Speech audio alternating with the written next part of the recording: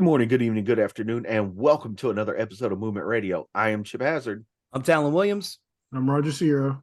I'm Chad Queen. And welcome to week 9 of Are You Ready for Some Football right here on Movement Radio. Before we get into it, what'd you guys think about week 8? It was more like actual football should be. Yeah. Week 7 was a week of what in the fuck just happened. It was Yes. an ass. Yes. And there was a couple of surprises this week. Before Like we what? get it, Like well- what? well, Go ahead and say it, Roger. go ahead and say it. Like what?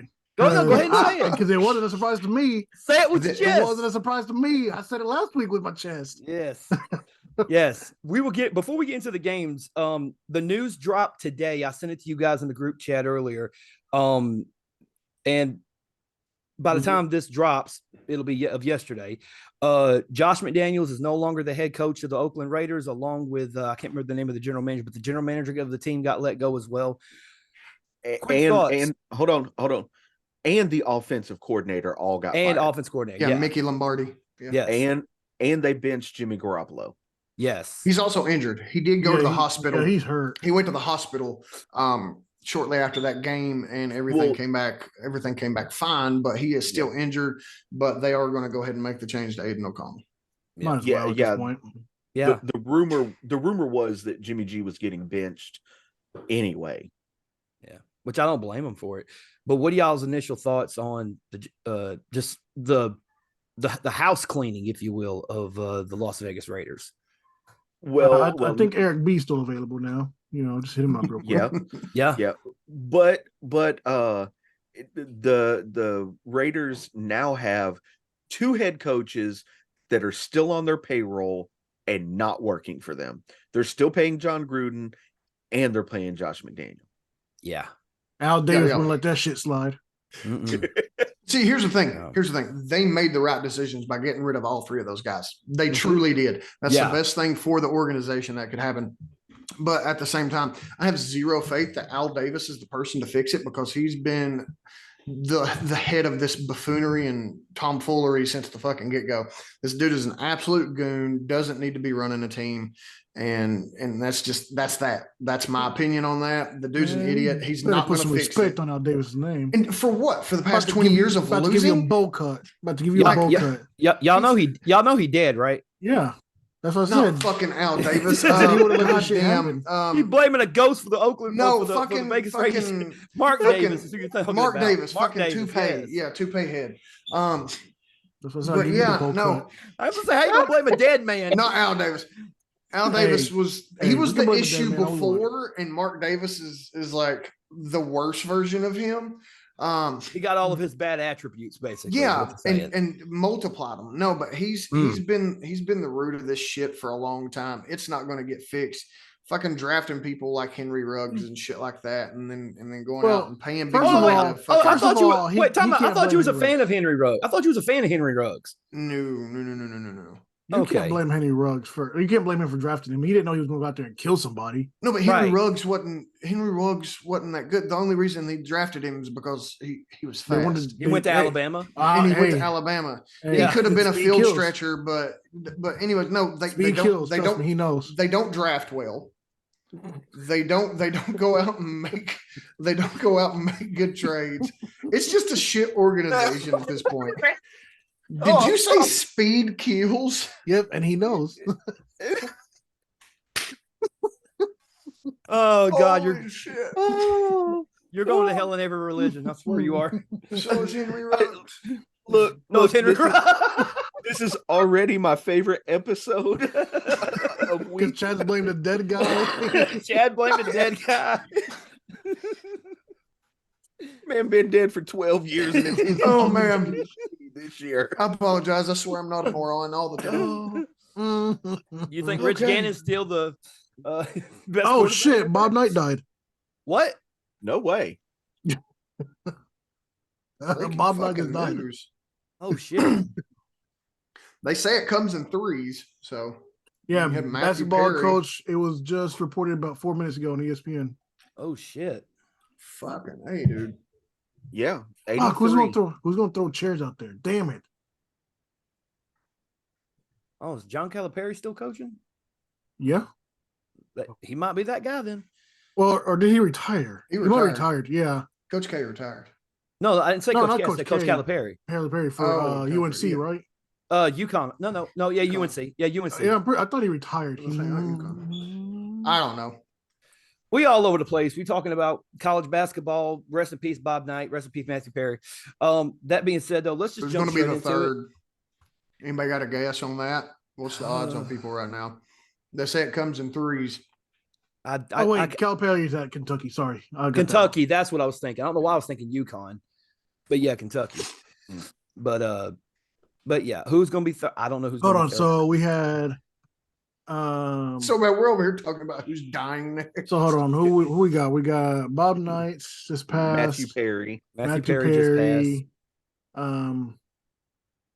Let's see. Old So we have Chandler from Friends. So we have entertainment business, sports business. Mhm. We need a musical artist. Unfortunately, it may be Ozzy. Don't put Ozzy- that. Ozzy's- Don't put that It bad could be. juju on everybody. I'm not. Could be. I'm not. Hold But I'm just on. saying. I'm No, it's trying to gotta think be who's the oldest. Who's the oldest rock star that I can think Mick of right Jagger? now?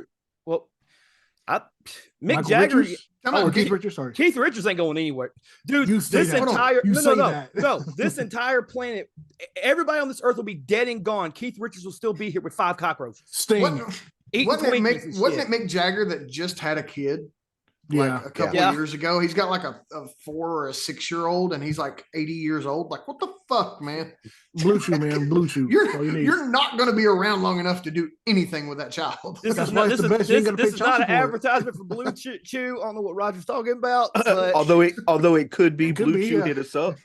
Blue Chew I'll- hit us I'll- up. Yes, I absolutely. will definitely make product videos real quick. I will take that endorsement. Yes. Hey, hold on.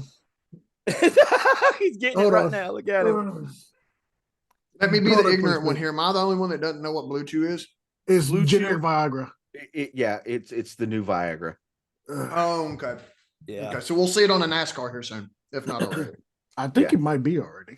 I think it's in the truck series, Oh shit! the shit, nationwide shit. series or whatever it is. What's this podcast about again? Dead, right? dead people. Golly, dead people, erectile The- dysfunction medication, First of all, it's not ED. It can be for anybody. talking shit about dead people. Yeah, blaming dead You people know, for shit they have no control over.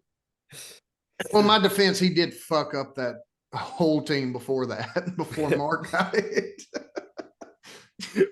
Well, Oh. I mean, yeah, dead people do fuck up a lot of things too. I All right. remember John Ashcroft did Listen. lose to a dead man in Missouri back in All right. 2020. So, or Okay. back in 2000. So, but anyway, yeah, let's move on to the games. Let's move on to the games. Yes, Actually, please. now that we're Oh. now that we're no, you know what? I'm gonna do my quiz right now. Now that we're all over the place. We're gonna All do right, let's do it. Oh, fuck it then. Go ahead. This is for all three of you can join in together to do this together. Oh, a group Oh, activity. okay. Nice. Ooh. I don't know how great you're gonna feel about that. All right, so name the top 10 teams with the highest winners percentage across all 4 major sports. Of all time. Yep. So in America's 4 sports. All right, can you okay? across, NFL, NBA, NFL, MLB, NBA. Yep. and yep. NHL. Yep. I mean, the New York Yankees would have to be up there, right? That's one of them. Yeah. Okay. Yeah, the Yankees is going to be So there. let me get them off the list. All There's right. Well, one. I'm gonna go ahead and write these down. Hockey's going to be up to y'all. I don't know much, if anything, about hockey. I'm gonna say the Basket- Montreal Canadiens has to be up there too. Yep, they're up there.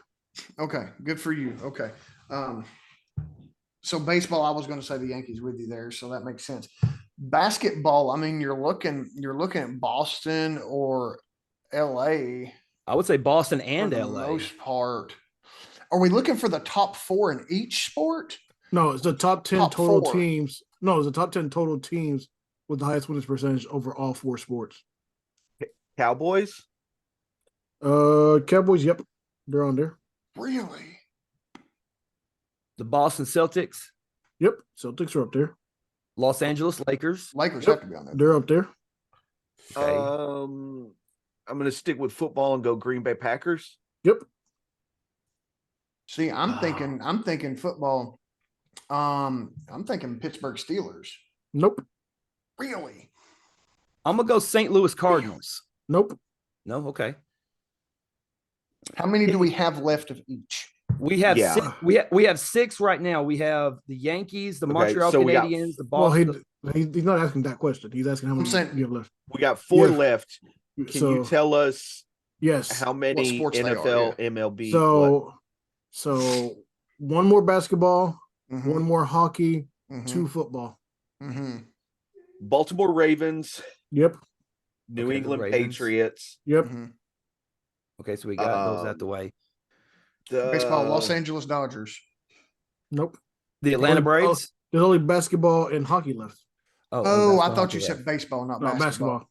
My bad. basketball. left. Chicago Bulls. Chicago Bulls. Nope. Mm-mm. They were only good during the Jordan era Um, and early D basketball, Rose hold on. era. So Give me they've a only second. had like Golden State Warriors. nope.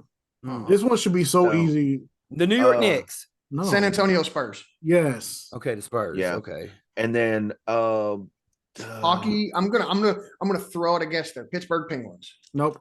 New York Hockey. rank- No, hold on. Hold on. Chicago Blackhawks. So you're overthinking it. Think about this. It's a team with a high winning percentage in hockey. Detroit Red Wing. No. No. Okay, it's not Detroit. It's either the LA Knight or the Vegas Golden Knights, or the LA Kings or the Vegas Golden Knights. You gotta make a decision. I'm gonna go Golden Knights. I'm gonna go Yeah, Golden It's because Knights. Vegas. They It's yeah, Vegas. they just started. They so, just started yeah. and they've already won a championship. What was it? They've been in like, was it 3 years Three now? playoffs. 3 playoffs in 3 years. 3 playoffs in 3 years, and they won the Stanley Cup. Yep. Was it last year? Second season, yeah. Second second season. season. Second yeah. season. Which is fucking ridiculous. Yeah. All right. Still And thought Seattle was about to be up there too. yeah. Interesting. That was fun. I still thought the damn I did Panthers like were that going to one. win last So year. you want me to tell you guys the order from lowest Yes. win percentage to highest win percentage? Yeah, 10-1. Yeah, go ahead. All right. 10-1 is the Patriots just made the cut. Followed by the Ravens, then the Yankees. So the Yankees are the only baseball team on there.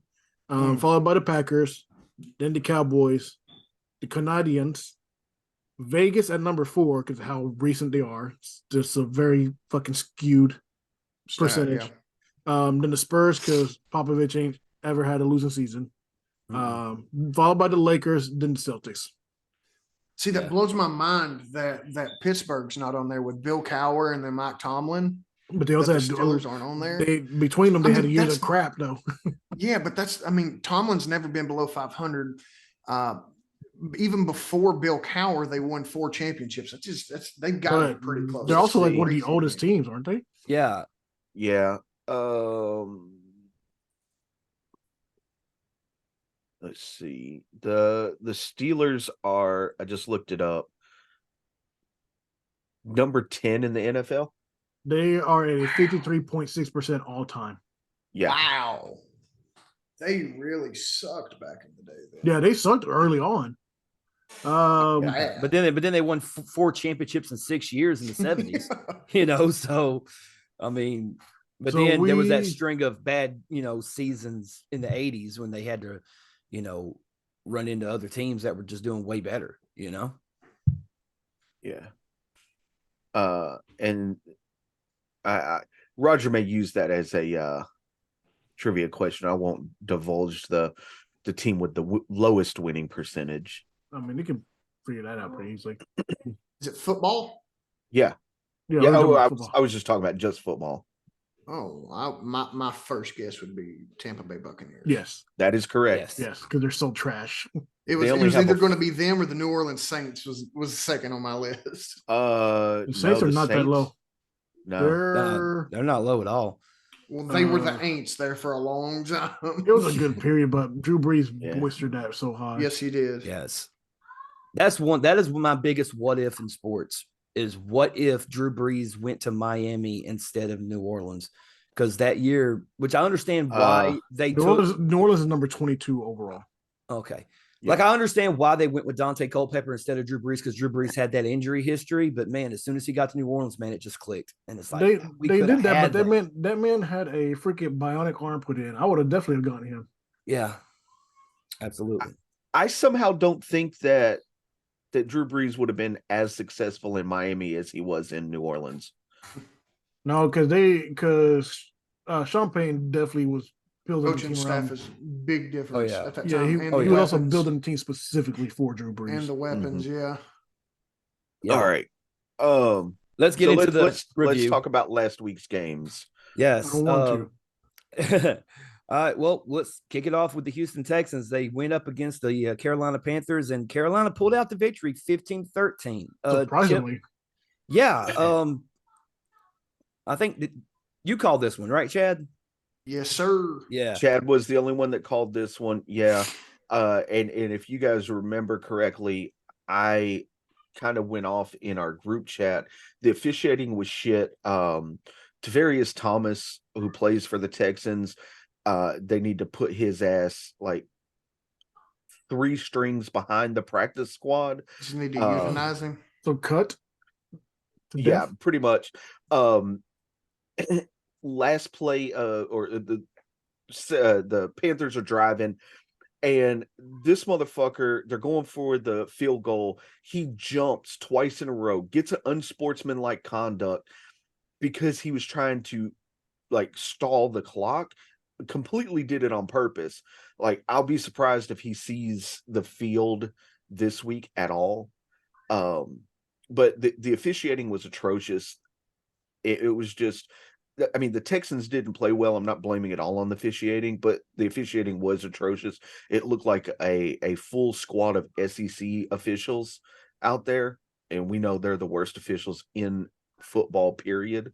And you'll be there next year joining them.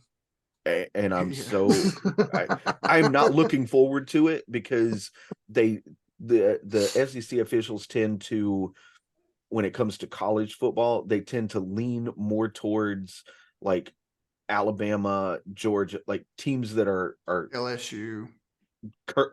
what are called dynasty teams, and the calls are so egregious that it's not even funny. But The officiating for the NFL has been bad for a few years now. I mean, It's always been bad.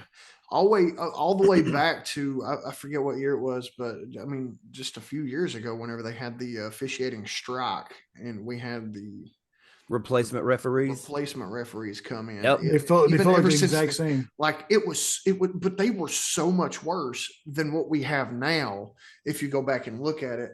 And I mean, yeah, it's been across the board. Like, what was it, 2 weeks ago, whenever Philly played their game against Miami and got no penalties whatsoever. I'm sitting here going, I'm an Eagles fan.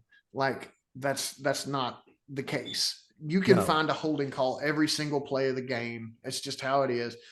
And I don't know what they're going to do to fix it. Well, that was like it was last year, as a matter of fact, when I think the biggest egregious thing that they've done is this over enforcement of roughing the passer.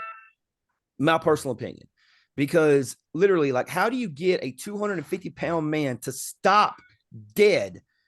Because his momentum is going to carry him. If he hits the quarterback, if he falls on top of the quarterback, it's because his momentum is pulling the quarterback down. Even if he does brace himself to stop himself from putting all of his body weight on the quarterback, it's still going to be something. You know, Jalen Phillips got, like, I think 2 or 3 roughing the passer penalties in a span of like 4 weeks. And it was like, all he did was, there was one this past week, a quarterback got tackled, didn't even have the fucking ball in his hands, and they called roughing the passer. Yeah, like that, and it's the momentum that they're trying to they're trying to tell these guys that are 200-300 pounds that they can just change their momentum at the end of the hit to not land on the quarterback, which guys who are not 250-300 pounds don't understand that you can't fucking do that.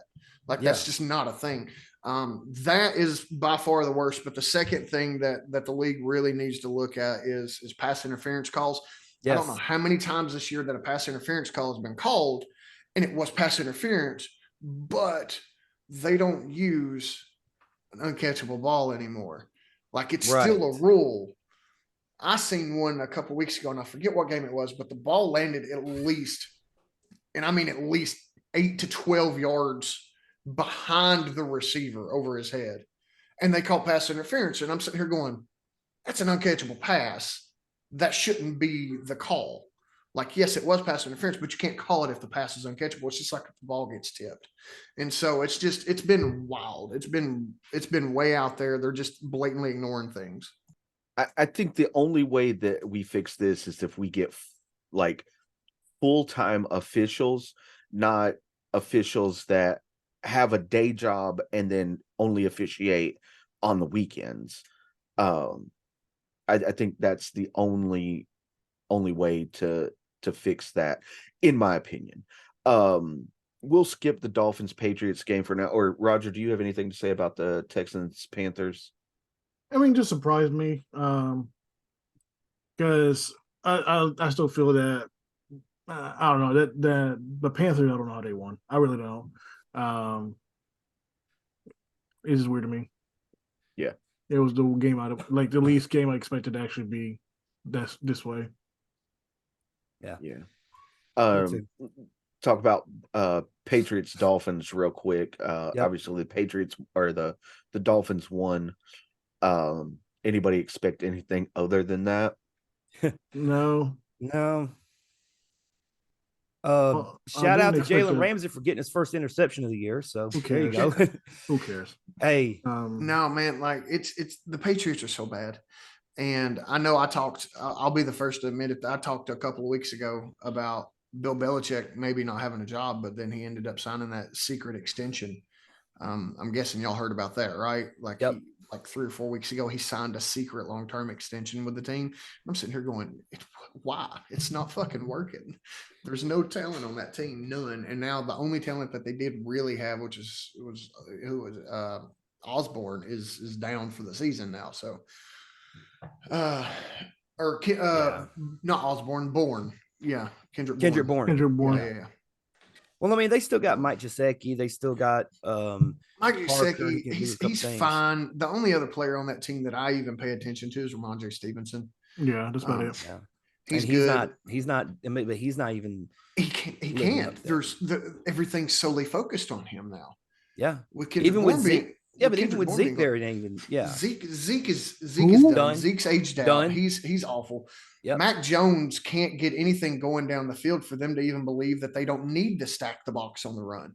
So, I mean, it doesn't matter what they do. Like, Ramondre is a pure talented, like, running back. He's so good at what he does, but there's nothing they can do with him because of everything else going on there. Exactly. We're talking about wide receiver problem in Kansas City. I mean, who does New England have other than Kendrick Bourne? Who maybe Devontae Parker? But he has Devontae Parker and Juju, and they're not using either of them. Yeah, Hunter Henry.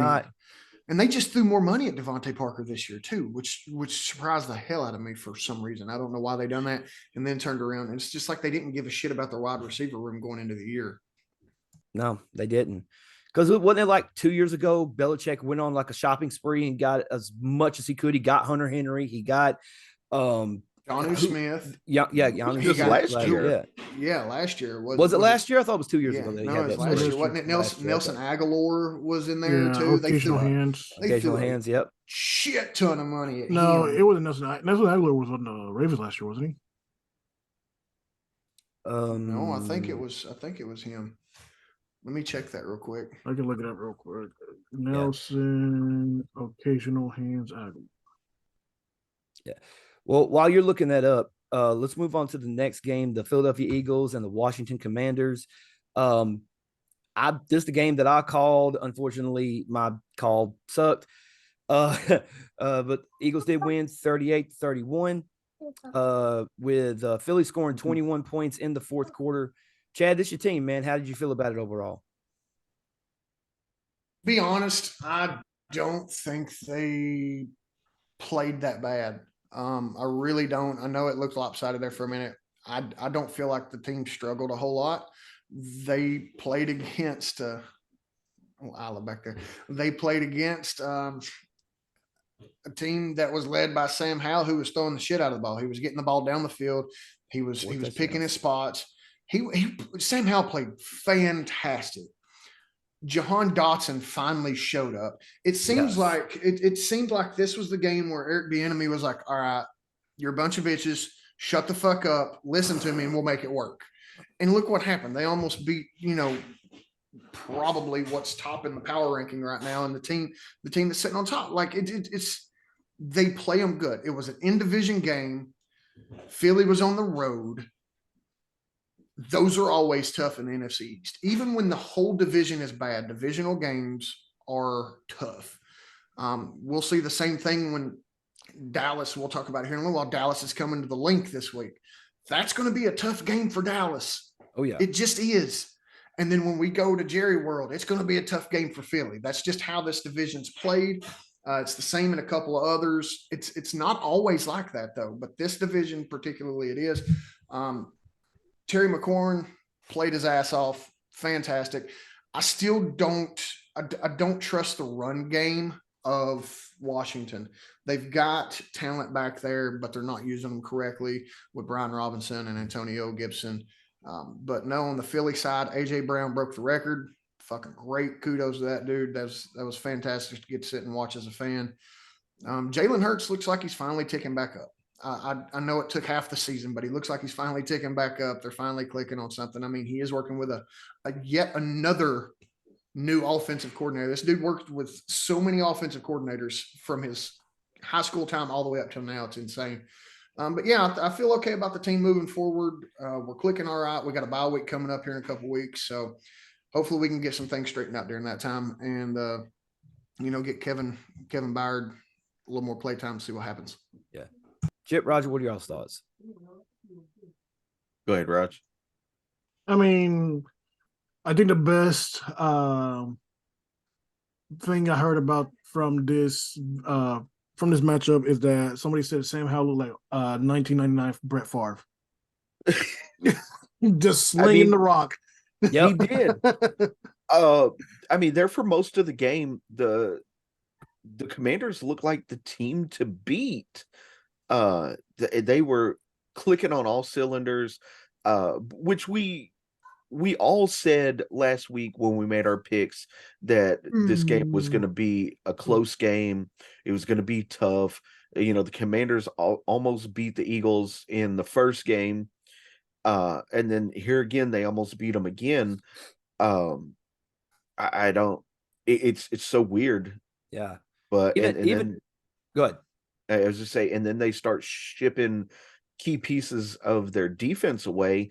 So I assume they're going into rebuild mode here. I think a lot of it depended on if they could beat the Eagles this week or not.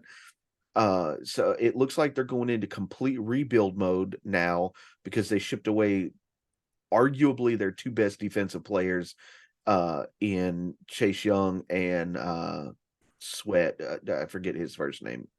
Desmond or Deontay or something like that. You mean Keith Sweat? Man, what you talking about? Girl, you got me twisted. Sorry. So yeah, I mean, I think if they would have kept all their pieces together, they got some good draft capital out of those trades, but they're just going to be shit for the rest of the season, worse than what they have been. Yeah, maybe so. How did you guys feel about the trades, especially Chase Young going to the 49ers? I mean, he now has the opportunity to show the talent that he is supposed to have had all this time, but he didn't have any help on the D-line, really. Right. But now he's going to be lining up. He'll have Boza there, so, he won't always be getting double teamed like he was in Washington. Yeah. I think it's a good fit for him, and it's on him to prove that he's as talented as people thought he was when he was drafted. Right. I think it'll be good for him, honestly. And going to a team that, for all intents and purposes should be a favorite in the NFC, even though unfortunately they have lost 3 straight, and and the 49ers losing to Cincinnati this week. But before we get into that, let's also talk about shout out to Braden. He couldn't make it with us tonight, but we are going to talk about the Baltimore Ravens just beating down the Arizona Cardinals 31-24 in a game that was way closer than I thought it was going to be. How'd you guys feel overall about this one? I mean, to me, it was as expected. The Cardinals played honestly, better than I expected him to play. Right. But now they've shipped away Joshua Dobbs. He's Yep. in Minnesota now. They're going with, I can't even remember the kid's name, and Jeff Driscoll as their quarterbacks right now. Like Jeff Driscoll still in the league? yeah. He's going to be back up, and It's Clayton Tune, if I'm not Clayton mistaken. Tune. Okay. Rookie. Yeah, super rookie. Kyler Murray's been cleared to play, but he still hasn't come back to the team. They haven't. We know he ain't coming back this week. Nope. No, not this week. He Modern ain't. Warfare 3 coming out on Friday? Nah.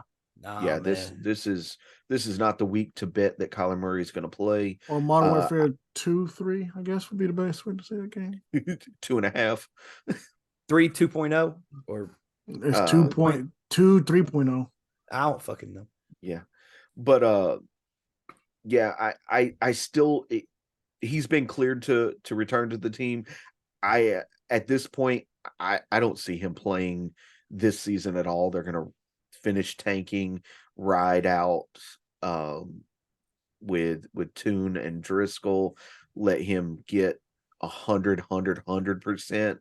Maybe he plays next year, or maybe they use him as trade bait for some kind of draft picks. I totally disagree with that. Well, but before go ahead. Well, I was just going to say, and this is just my personal opinion.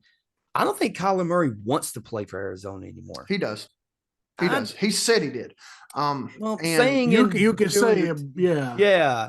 And you could have that PR thing saying, "Oh yeah, no, I love Arizona. I totally understand that. I love playing in a city that's 180 degrees year round." Like, but they've showed him tremendous leeway. Rich Gannon likes the guy. I am about 85% right now that Kyler Murray does not play this week, but he starts next week. I believe we see him in 2 weeks. I think there's a sliver of a chance that he gets on the field this week, but I'm almost positive that he plays the following week and for the rest of the season. No, they've already said he's not playing this week at all. Yeah.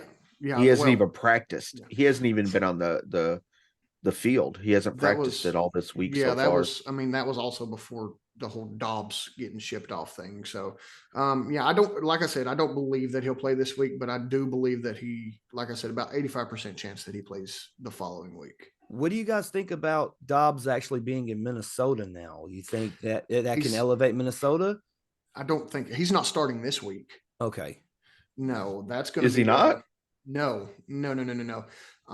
It's going to be. They've already named Jaron Hall, their rookie quarterback, is going to be the starter this week.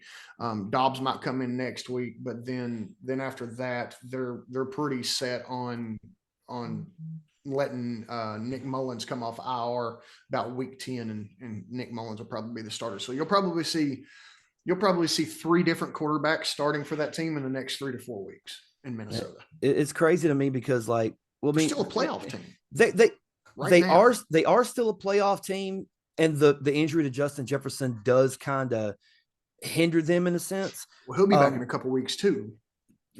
He will be back in a couple of weeks, but is he going to be healthy? Is he going to be ready to go in a couple of weeks? He'll need some ramp up. What was he had an Achilles injury, correct? Or was it a knee injury? What was his injury? Let me double check that real quick. Yeah, because if it's an Achilles, that's a little bit more of a slower, injury to come back from. If it's a sprain, it's one thing. If it was a tear, he'd be done for the year. But yeah, if it's anything to do with the Achilles, it's normally a longer process to get back onto the playing of the field, because a lot of your speed, especially the push off and everything, you need to have a strong Achilles to do that. And it does take a while to come back to that. Kirk Cousins tore his Achilles. Yes. Justin Jefferson strained hamstring. Okay, so it's the hamstring issue. Then that's fine. October 8th. It looks like he's going to be back around. He's going to be eligible around November 12th. So 2 weeks. Okay. All right. Well, that's good then, because I mean, if it's a hamstring, then that's hamstrings are a little bit. I don't know if anybody here has ever had a hamstring injury before, but I mean, it sucks. But it takes a while to heal, but it doesn't it's not as bad as an Achilles or an ACL, if that makes sense. Roger, what was your thoughts on Baltimore's win against Arizona? You're on mute, Bubba.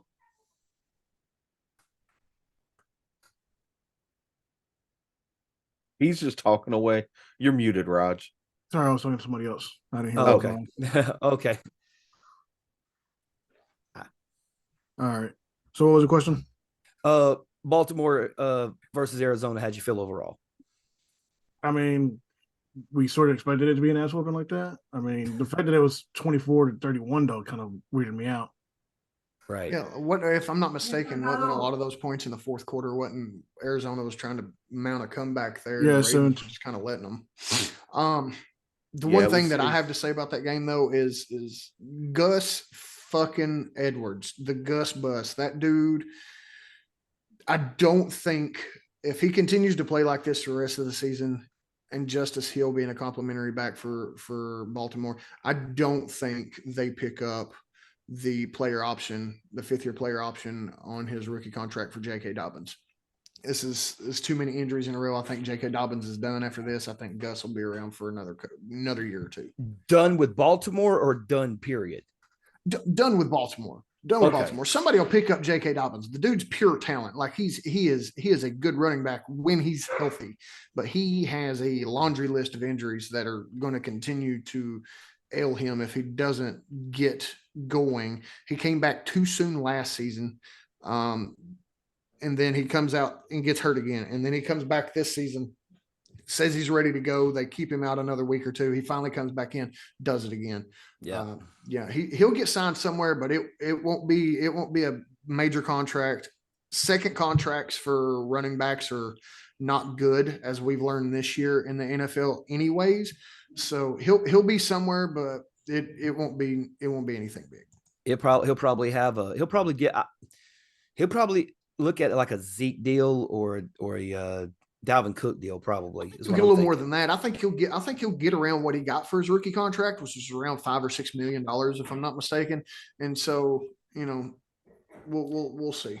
Well, I mean, that's good in theory, but I mean, let's look at it in hindsight. I mean, and it's recently been proven, especially when it comes to running backs, people aren't willing to shell out big money for running backs anymore.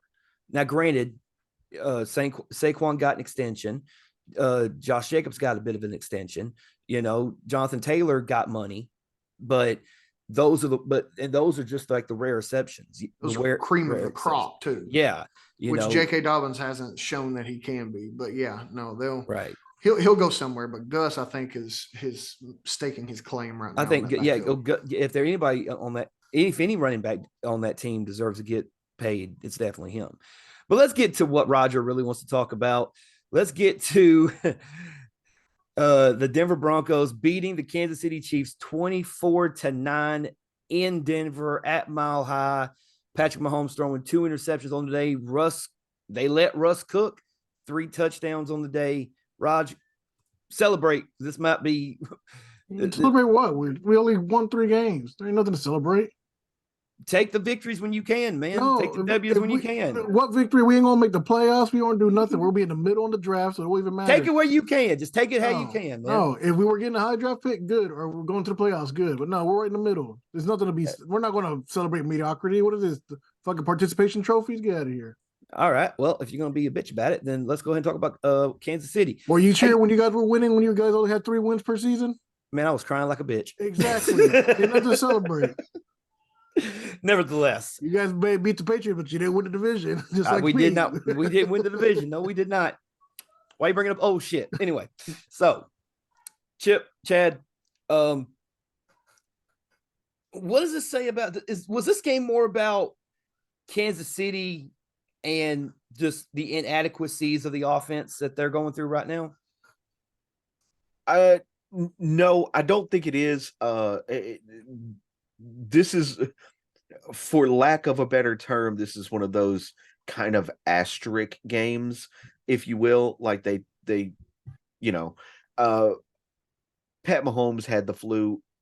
He should have never been on the field. But like we talked in the group chat earlier this week, um, when he's on the field, you still expect him to produce, and he played terribly. Uh, is that because of the flu? Is that because he doesn't really have any receivers? I I think it's a combination of both. Because I mean, when you have the flu, your equilibrium is off, your ability to your depth perception is off, everything like that. So you know, did I expect the Broncos to win this game? No. Uh, does it surprise me knowing that Patty had the flu and was not at 100%? No.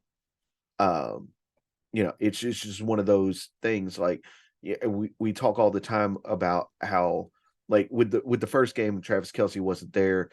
Oh, there needs to be an asterisk next to it. I'm not saying there needs to be an asterisk next to the win or loss. I'm just saying this is one of those asterisk games that we talk about where, like, your star player is not there and you can't get anything going. It's a different kind of asterisk, in my opinion. What about you, Chad? What you got to say? I don't think this is a testament to, sadly enough, I hate to say this, to the Broncos or their offense or anything. They've been inconsistent the entire year. I'm not worried about Kansas City's offense. I'm just not. Pat was sick. That means Travis is not getting the targets that he's normally able to get. You could watch Patty run around and he just didn't look the same. His strength wasn't there. His speed wasn't there. His agility was all but not.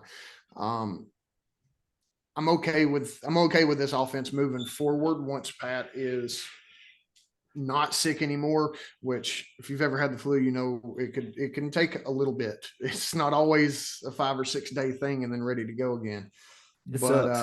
Yeah, it's awful. And I do think we're about to see an emergence for that wide receiver core. There's one name that I'm going to go ahead and mention.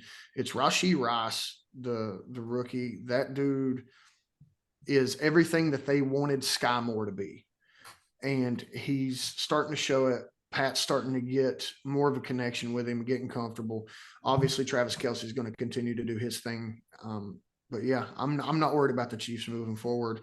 I am still, however, worried about the Broncos. They had a good showing, though. I'm not taking anything away from them. The run game was going good. The defense for Kansas City, 24 points getting put up on them. It wasn't looking good for them. They were on the road. And another thing, not to make another excuse for Patty, but it's cold. It was cold as shit on that game in Denver. It was on the road at a rival in division, up in the mountains with your star quarterback with the flu playing in 20, 30 degree weather on the field. Just wasn't a good look from the get-go. I think we would have all actually talked about that game a little bit differently if we would have known that before Saturday when they, hey, Arthur Smith, Atlanta Falcons, pay attention. When somebody's sick, put him on the fucking report. All I'm saying is I knew before. I said before Saturday we were winning, so You did. I will give you 100% credit on that. I'm gonna throw this out there though. There are people in the internet world that are calling this the Taylor Swift curse. That is why the fucking Chiefs lost. It is because of Taylor Swift. It's the curse of the Swift. I hope it was true. I hope they ban her from going to every game from now on without ever seeing TV again. Explain that to me, because I don't know why they're saying Taylor? Why are they saying Taylor Swift is the reason why they lost? Travis Kelce's numbers are shit when she's not at the game this year. Yeah, she's been to 4 games, and his average yards for a game are like 99 yards or something when she's there, and when she's not, it's like 40 to 60, somewhere in that range.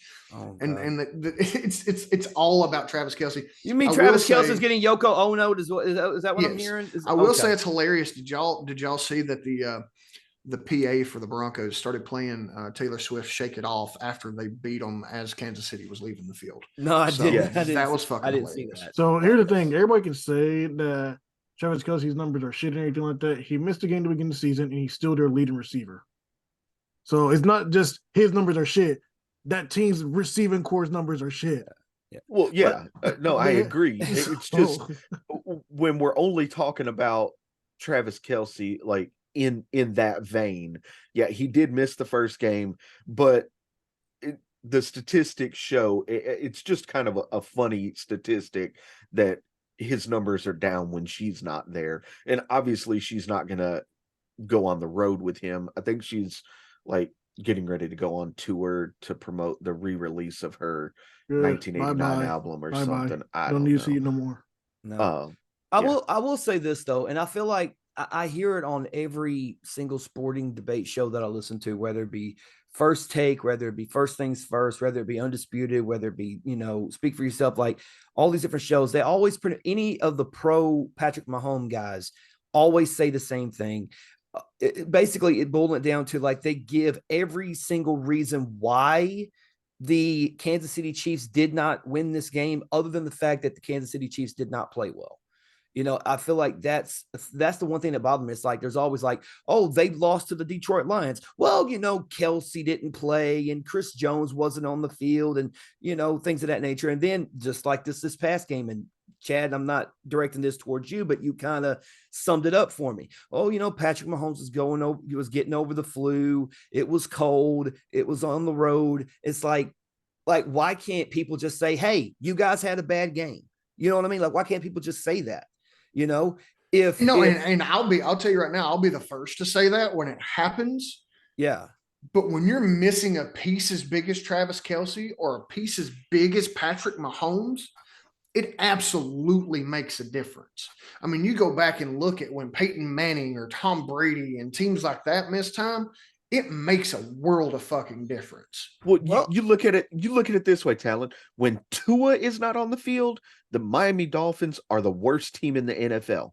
When Tua's on the field, they look like world beaters for the most part until they play the Bills. Well, see, but hold on a second. Well, no, you got to remember the year that the Philadelphia Eagles won the Super Bowl. The year that you guys won the Super Bowl.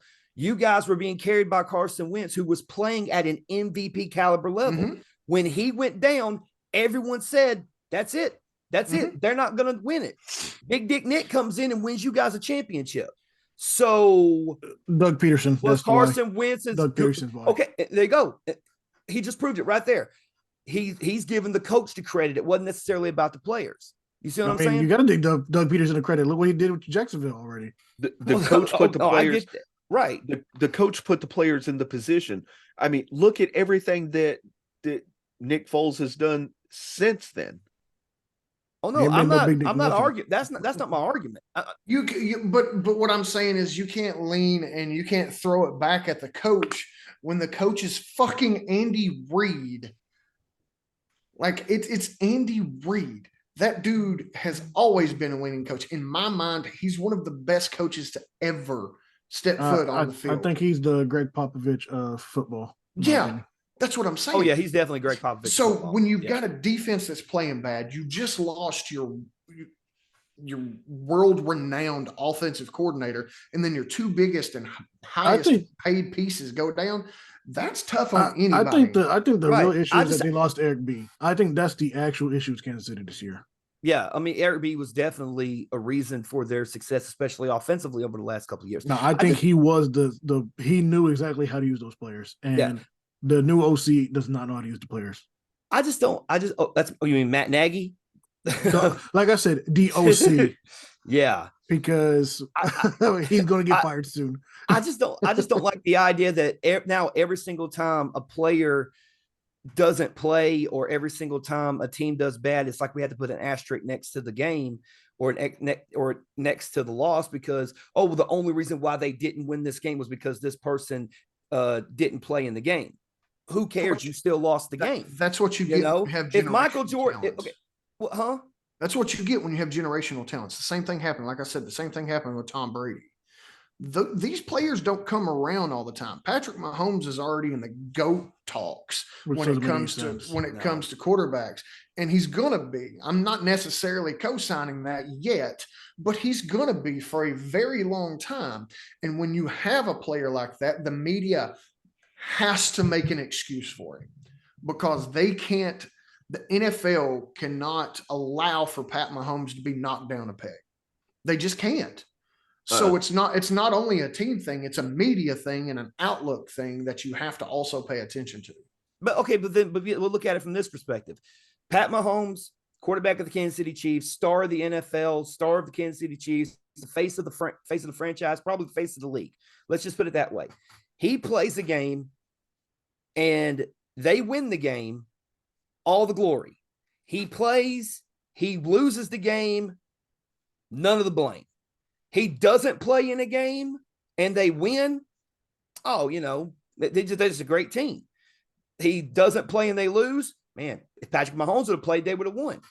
Like, you understand what I'm trying to say? Like, no. I get it. I get exactly what you're saying. I don't know, man. I get exactly what you're saying, but it's the same. Like, your quarterback is the face of your team. I agree. It's the same thing with Tua in Miami, CJ Stroud in Houston.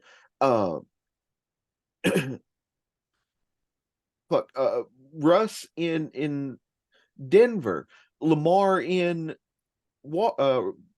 Washington, in Baltimore, Jalen in Philadelphia. Your quarterback is the face of your team. So yes, they're the leader, quote unquote, the leader. So yes, when they lead the team, they're going to get all the praise. When they don't lead the team, if they're benched, sick, hurt, whatever, they're not going to get the blame. Now, at the same time, when they play like shit, we call them out. Now, some of those other sports programs that we will not name because nobody should listen to them, they should only listen to us. They would probably not give him the blame, but the realists here, we're going to tell you, if Pat Mahomes was 100% healthy, didn't have the flu, and played the game he played against Denver, yeah, that's 100% on him. I can tell you somebody to pay attention to when it comes to that kind of thing. Listen to Shannon Sharp. That's the exact reason why him and Skip Bayless aren't doing a show together anymore, is over Tom Brady and Skip Bayless making it personal when Shannon Sharp called him out for playing bad. And Skip Bayless was doing exactly what you were saying people do, Talon, is, it's Tom Brady, we can't talk bad about him. And Shannon was like, fuck that. He played like shit. He's been playing like shit. Yeah, and then Skip attacks Shannon. And now the show's done. That's what I'm saying. That's why you can't. That's why you can't do things like that. That's why you can't go out and attack Patrick Mahomes. Hold on, but the thing that negates that is anytime you mention LeBron around Shannon Sharp. Yeah. But yeah, fuck all that. But no, what I'm saying is that right there, it destroyed a friendship and destroyed a show. That's media presence is why I'm telling you, people can't just go and shit on Patrick Mahomes for one bad game or two bad games, because they're still going to win 12, 13 games this season. Right. He's allowed to have a bad game or two. Yeah. I'm not saying he's not allowed to have a bad game. All I'm saying is that when he has a bad game, point out that he had a bad game and don't make excuses saying, oh, well, he's just good. He's getting over the flu. Michael Jordan scored 38 with the flu and won that game. Technically, he was drunk, but whatever, or hungover. Sorry. That's the conspiracy theory that he was hungover instead of having the flu. No, he had the flu.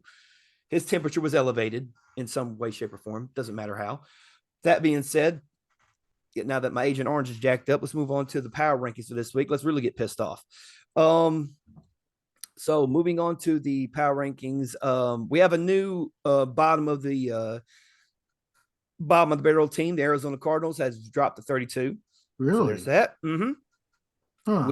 With Carolina's win versus the Texans and Arizona's loss to the Ravens. The Cardinals have moved down to 32.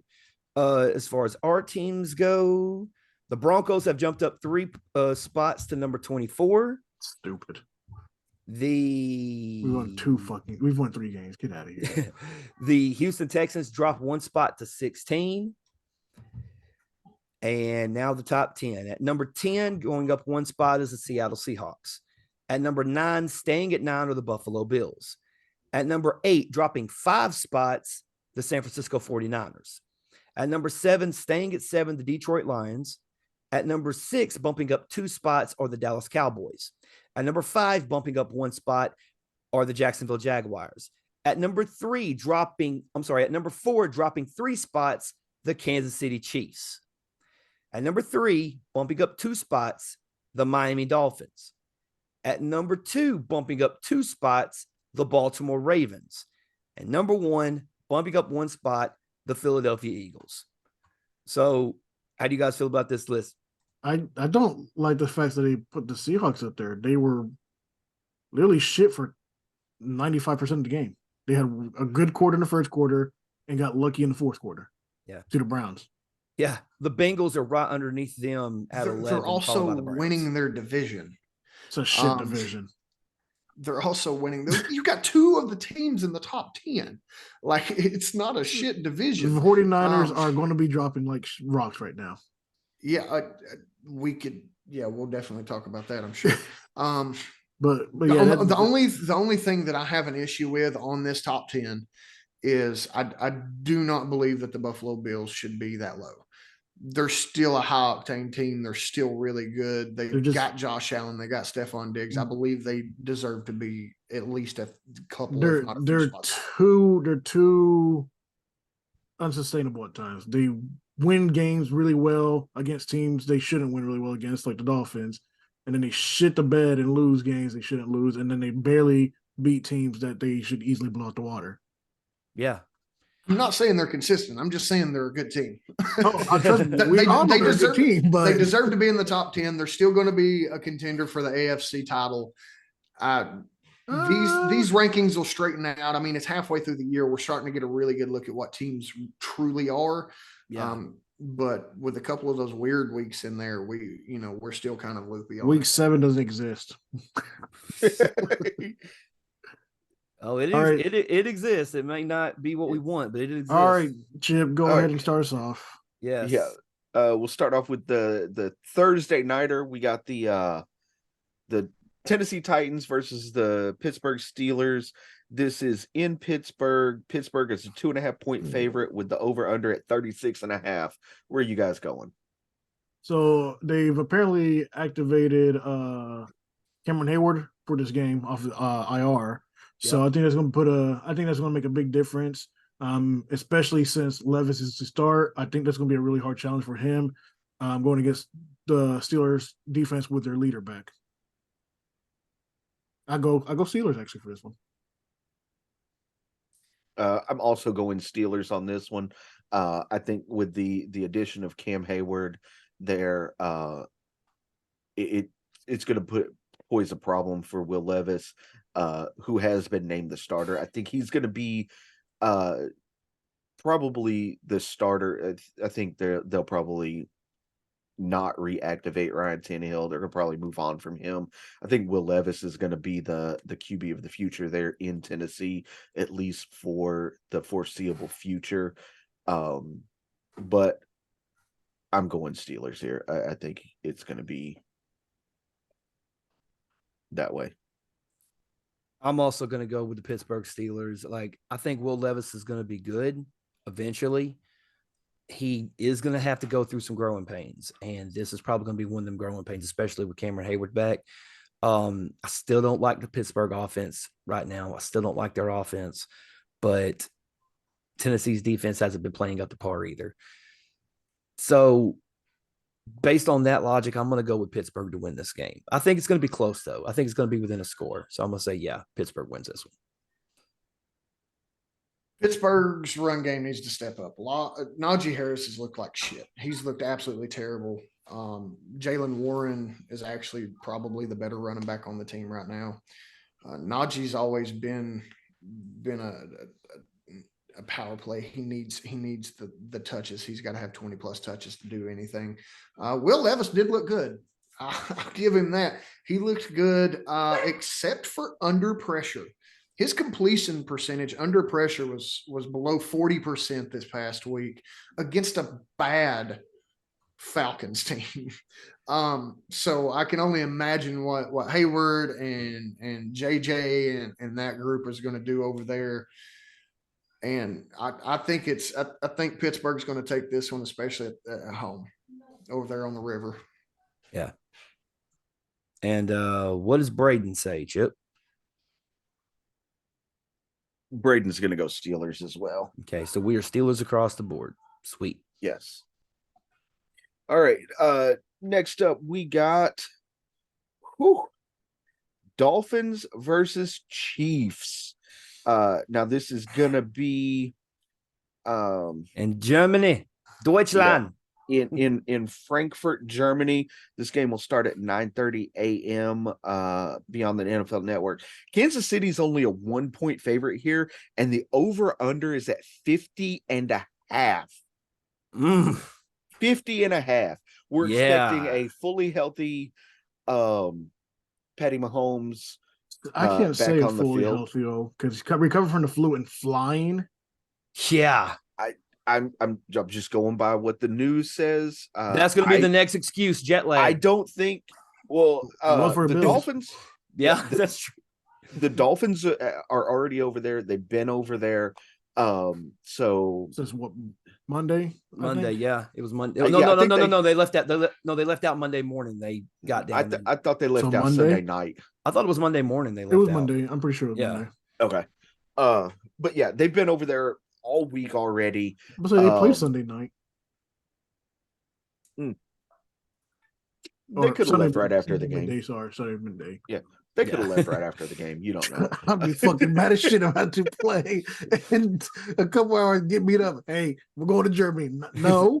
Yeah, good ass sleep on that plane though. Hey, you say that your legs cramp up. Wonderbar. That's what it is. But I'll start this one off. I am going to go with the Dolphins to win this game. Like Roger said, I think Patty's still going to be showing signs of the flu. The Chiefs just left out as of this recording Wednesday, I believe, or it was either Tuesday night or Wednesday morning to head to Germany. So yes, the jet lag will be real. They'll have a few days to acclimate. At least they're not waiting until Thursday like the fucking Titans did when they flew to London. But it's gonna be a close game. I don't think it's a blowout either way. But I'm gonna go Dolphins on this one. I am going Dolphins on this one as well. It's going to sound like a homer pick, and it is in a sense, but at the same time, like the Dolphins need this more than Kansas City does. And I'll explain to you what I mean. If Kansas City loses this game, no one's going to fucking care. And the reason I say no one's going to care is because they play against teams. Their strength of schedule is that like they can just, even if they lose this game, they're still going to be like miles ahead of everybody else in their division. The Dolphins, for me, it's a must win for the Dolphins because this will at least signify that the Dolphins are ready to take that next level, take their team to the next level. Because if the Dolphins win this game, that puts them number one in the AFC. And if they can maintain that number one seed, at least for the foreseeable future, that gives them home field advantage throughout the playoffs. Because I think kind of like with New England, Patrick Mahomes and the Kansas City Chiefs do better in playoffs when they're at home. I don't think, has Kansas City, since Patrick Mahomes has been the quarterback, have they ever played a road playoff game since Patrick Mahomes has been in the NFL? They played a lot of road games. I believe so, because I think Cincinnati was the number one seed there one year. Yeah. And I think Buffalo was as well. Wasn't them against Tom Brady the first time in New England? When he lost to Tom Brady? Yeah, he lost. No. I think Kansas City had home field advantage that game. Okay. I think it was Kansas City had home field advantage. But home field advantage has definitely benefited them. So I think this is more important, not just for this season, but historically, I think. But so yeah, I'm gonna go with the Dolphins to win this game. She's in here doing laundry.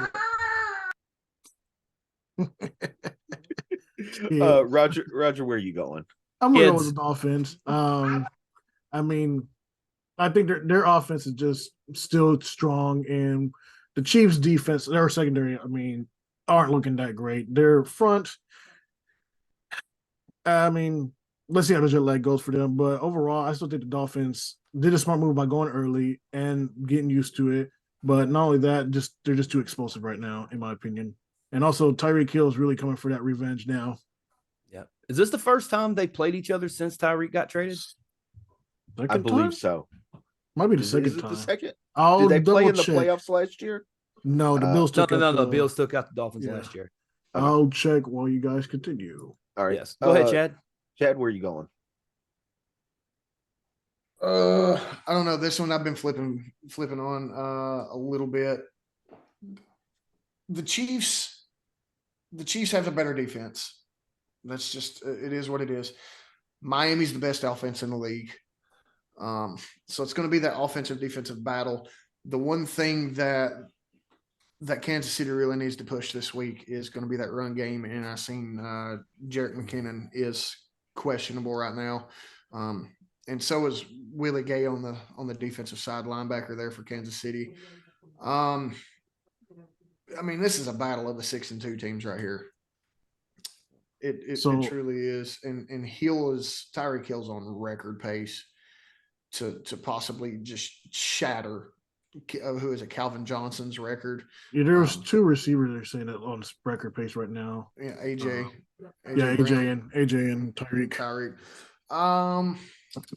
But this is the actual first meeting of Kansas City since he left, so it is a revenge game. Yes. I'm gonna go with the Dolphins overseas on this one. And Chad, come on, you know that the Dolphins have the better defense. They have the greatest cornerback of all time, Jalen Ramsey, on their team. And the way Patrick Mahomes has been playing as of late, he could get an interception. He's about to get fucking cooked.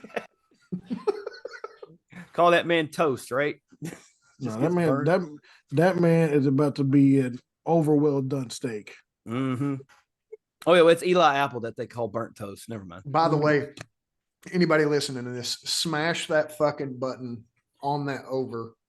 If it stays at 50 or 50 and a half or whatever it is, smash that fucking button. There's a reason they put this game over there in Germany. They wanted to draw people in. They put two of their best teams over there. Yep. The biggest quarterback in the league. Thought Chad was doing a subscribe button smashing, but I know. Yeah, hit that subscribe button also here on YouTube. Yeah, hit the subscribe button here and then go put in a bet for the fucking over on the Miami versus Kansas City game in Frankfurt, 9:30 Eastern time here in the US. Fucking go at it. Ass. Yes. But I wake up also early for fucking soccer and F1. So right. Live from Deutschland. I hate those F1 races at 1-2 o'clock in the morning. I'm like, fucking Japan, China, Singapore, Qatar, Saudi Arabia. God, I hate the motherfuckers so much. You'll be coming into work the next day just there's sometimes I'm like, you know what? I don't need it. I think I need to sleep. I can't watch it sometimes. Take a day off. I watch the replay. Exactly. I don't know. Somebody like, why are you dragging today, man? Are you okay? Man, I had to watch Verstappen and win the pole position. Like what? You know. Well, luckily they only race on the weekends. So. Okay, so there you go. On Sundays, though. Yeah. So moving on from there, we're going to go Vikings versus Falcons. This is going to be in Atlanta. Atlanta is a 4.5-point favorite, and the over-under is only 37.5 here. Hey, quick, who'd Braden take last game? I was going to say, who's Braden? Who did Braden take? They took Dolphins. I said Dolphins. Yeah, okay. I didn't hear you. Yeah. All right. I might have talked over it. My fault. No, you're good. What game did you just say just now? The Falcons, Vikings. Falcons, Vikings. This is in Atlanta. Atlanta is a 4.5-point favorite, and the over/under is 37.5. That seems a little low, though. Not for these two teams. And the big news about the Falcons is Desmond Ridder has been benched. He is hurt, but he has been benched, and they're moving forward. They're moving forward with Taylor Heineke as their starting quarterback. Heineken. Can I jump in because I'm actually really excited about this? You can jump in, but I'm just going to let you know I'm picking the Falcons. I'm Yeah. also picking the Falcons. I'm absolutely taking the Falcons in this one with what's going on with the Vikings. Jay Jettas not being there, Kirk not being there. They're scrambling to get a trade done for Josh Dobbs, who's not even going to start because he's just got the playbook. Taylor Heineke, the one thing that he can do that Desmond Ridder can't do is throw the fucking ball downfield. Yep. And he's going to absolutely throw the ball downfield. It's going to be a big day for I think probably someone like Jonnu Smith or Kyle Pitts. I think it's going to be a big tight end day because Drake London's questionable in this game, I believe with a back injury or something like that. Yeah. I think he might still play, but might be a snap count kind of thing if he does get out there. Hold on. First of all, we know knowing the playbook for an hour and 47 minutes don't mean shit. Just ask Baker at Los Angeles. That man was on the plane, landed, put his jersey on, and said, "Don't worry, I got it. I got you," and won the fucking game. Yeah, he did. Yeah, he did. Yeah. But no, man, I think Heineke's going to actually be good for this team. I think they went and got him for a reason. Because they didn't know what Desmond Ridder was. Now they're finding out what Desmond Ridder was. Hey, Arthur Smith, backpedal a little bit because you fucking suck talking shit about not making Heineke the starter, that Desmond's your guy and this and that. That was a fucking week ago. Fuck Arthur Smith. I hate this dude. He's the worst coach in the NFL right now. He can suck my ass. He's still going to win this fucking game. Though. Time out. He can't be the worst because they just fired Josh McDaniel. That's clearly the worst. Josh McDaniel doesn't have a job anymore, so that's why I'm saying that. And I can't talk shit about interim head coach. First of all, you've been talking shit about a guy that's been dead for 12 years. Why don't you talk about this guy? Yeah, fuck them all. First of all, we know the worst coach is not Arthur Smith, while Matt Nagy still has a job anywhere. Matt Nagy's not a head coach. Doesn't matter. He's still a coach. Have you forgot about Mike McCarthy? Like I said, they're fucking winning at least. Dude, I fucking hate Mike McCarthy, and I would take him over Matt Nagy any fucking day. Oh yeah, definitely. Oh, I don't know about that. Yes. Oh, anyways, I take the Falcons. Why did also going Falcons? Why was Taylor Heineke let go from Washington anyway? Because Sam Howell was their guy. 100%. Sam Howell was their guy. And if you go back and you look at the games against the Eagles, it's clear why he's their guy. He needs a little more time to develop in that system.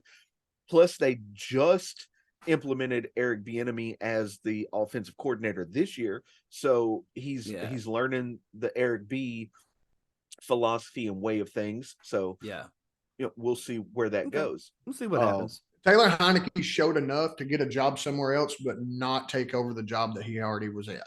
That makes sense. Yes. That makes sense. All right. I wish him luck, man. I really do. Yeah. Did Roger say who he was picking?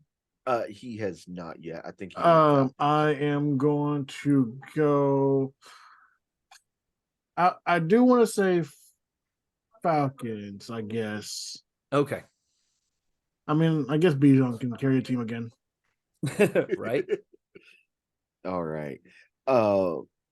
Moving on from there, next up, we're going to talk about the Seattle Seahawks and Baltimore Ravens. This is going to be in Baltimore. Baltimore is a 6-point favorite with the over-under at 44.5. I'm going to go Ravens here. I still don't really trust the Seahawks. They looked good last year. This year, not so much, which is very odd because they returned most of the team. It was just kind of a flash in the pan last season, I guess. I don't know. But yes, I'm going Ravens here. I don't know about flash in the pan, but I definitely think that the team has not gotten worse, but they're not as good as they once were. I take that back. They're kind of mid at this point. But I think the Ravens are just overall just a way better team. I think the Ravens will probably the one thing the Ravens do have to worry about is stopping Kenneth Walker III. I think that's the main thing that they need to focus on.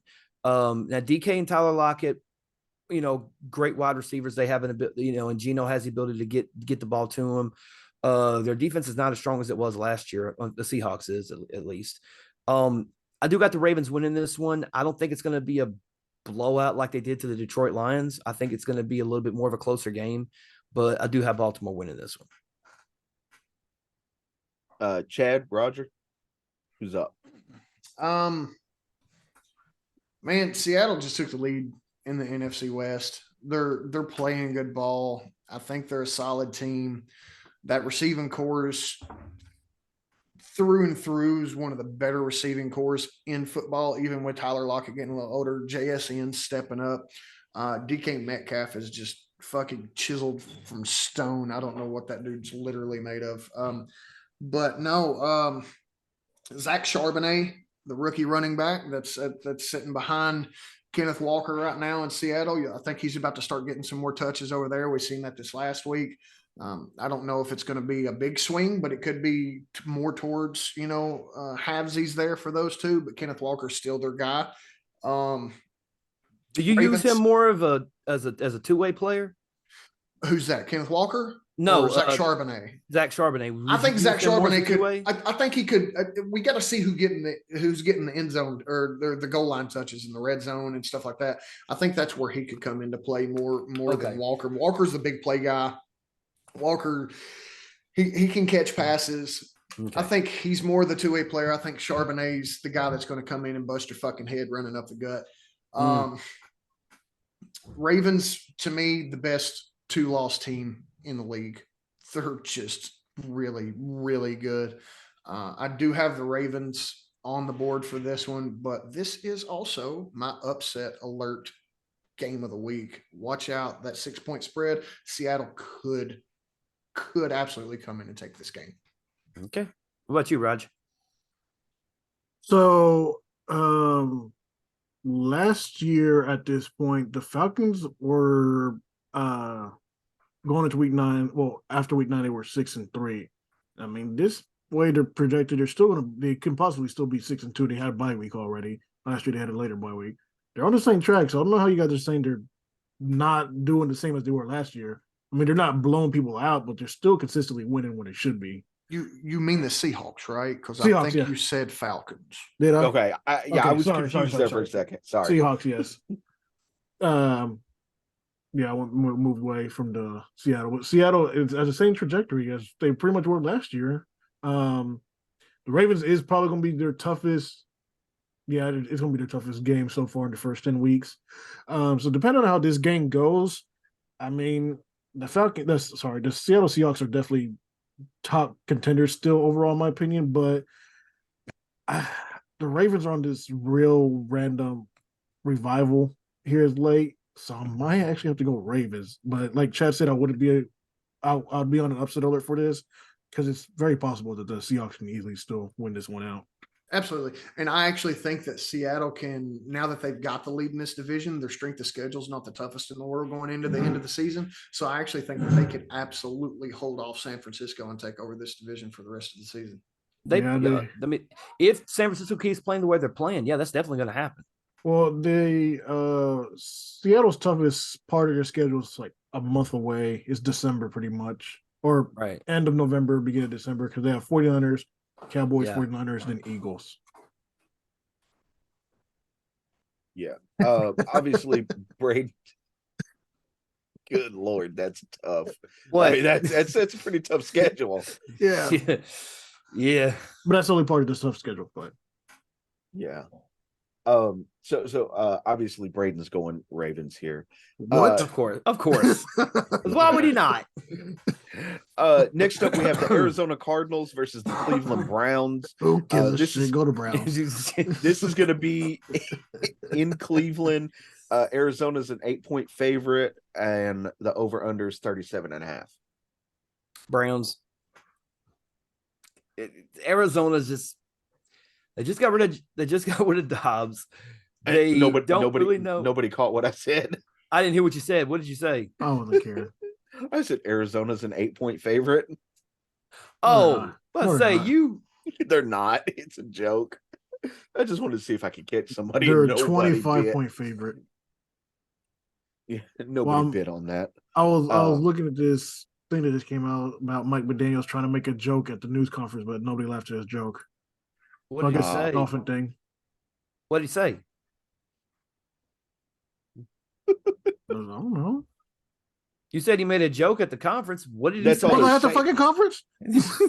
They I know didn't you had say the what fucking joke- article in front of it or anything Well, like they that. didn't say what the Damn. joke was. They just said it was a joke. It was a joke he made that fell flat. That's all it says. Yeah. Maybe the joke was him standing there getting fired. Maybe that was the joke because he is a fucking joke. Maybe who knows? Some people are just meant to be offensive coordinators. Mike But anyway. McDaniels? That's your head coach. Yeah. I thought you said. Wait, I thought Mike you said Josh. McDaniels. I thought you said Josh McDaniels. No. Oh, He clearly said It's in Mike. Germany. I thought he said this. My bad. This motherfucker called his own head coach. Yep, he is. I a thought he joke. was talking about Josh He's a McDaniels. coordinator. I thought he was talking about Josh McDaniels. I didn't hear him say Mike. I thought he said Josh. I'm sorry. Oh. So next up, we got the Rams versus the Packers. This is going to be in Green Bay, and Green Wait, Bay. who all did everybody say on the Cleveland on the Cleveland Arizona? Browns. It was Browns across the board. Okay. Where Never the fuck did said- Roger go? I never said anything. Is he but in the yes, floor right now? Browns. I knew it was the Browns across the board. Yeah, Like, I didn't even have please to ask. assume. Please assume. I mean, On that Cleve- one, I will assume. Cleveland is the most wishy-washy team in the fucking league, and Deshaun was seen at practice again, so I don't know what the fuck weak shoulder Deshaun's going to come out and do, but I don't think anybody could lose to this fucking team right now. What if they Somebody do? did. They won a game. What if they do though? What does that say about? What does that say About Cleveland? Yeah, Cleveland's what- wishy-washy. Cleveland, exactly what I just said. Cleveland's wishy-washy as fuck. They come in, they play like fucking god killers, and then they turn around and they like walk around with shit in their hands like they don't know what to fucking do with it. They're fucking a bunch of idiots that come out and play half-ass sometimes and fucking come out and beat the best teams in the league. I don't know what to think of them right now. They don't have their stuff together. Nick Chubb's missing, so that's the most consistent part of their fucking team. I will say David and Njoku, their tight end, looked fucking great this last week. But besides that, I don't know what's going on in Cleveland. Nobody. They knows. gave up Donovan People-Jones, so there's a threat loss there. But I mean, you say Where that did where did they I ship don't- him off to? He's in Detroit now. Detroit- Yeah, yeah. he went to Oh, Detroit. shit. And I think the reason they done that is because of how well Elijah Moore's playing for them. When he came over from New York from the Jets, everybody was like, "Oh, Elijah Moore's washed." Da, da, da, da, da. Elijah Moore had to play with fucking Mike White and Zach Wilson. Now he's getting to play with that sounds PJ like a Walker and Deshaun star-studded- Watson, which I will take star-studded PJ Walker and Deshaun Watson over the other two that I named. But Elijah Moore's their second wide receiver now, hands down. I think he's the lead wide receiver in targets this season for the Cleveland Browns. Amari Cooper. I don't think Amari has as many targets as Elijah does. I don't know how many more years left Amari Cooper's got. We've been saying that for like how many years, and he's still out here producing? 2-3 years. So while Roger's looking up the targets there, we'll move on. Rams Packers. This is going to be You in didn't let Green me say Bay. my team name. Who I was picking. Browns. You said Yeah, Browns. Yeah, I'm still picking Browns. Yeah, you said that already. You said it before we started talking anything else. You were like, Browns, who gives a fuck? Amari Cooper has 58 total targets. Next one after that is Elijah Moore at 48. Okay. All right. So Rams, Packers. This is in Green Bay. Green Bay is a 3-point favorite with the over-under at 38.5.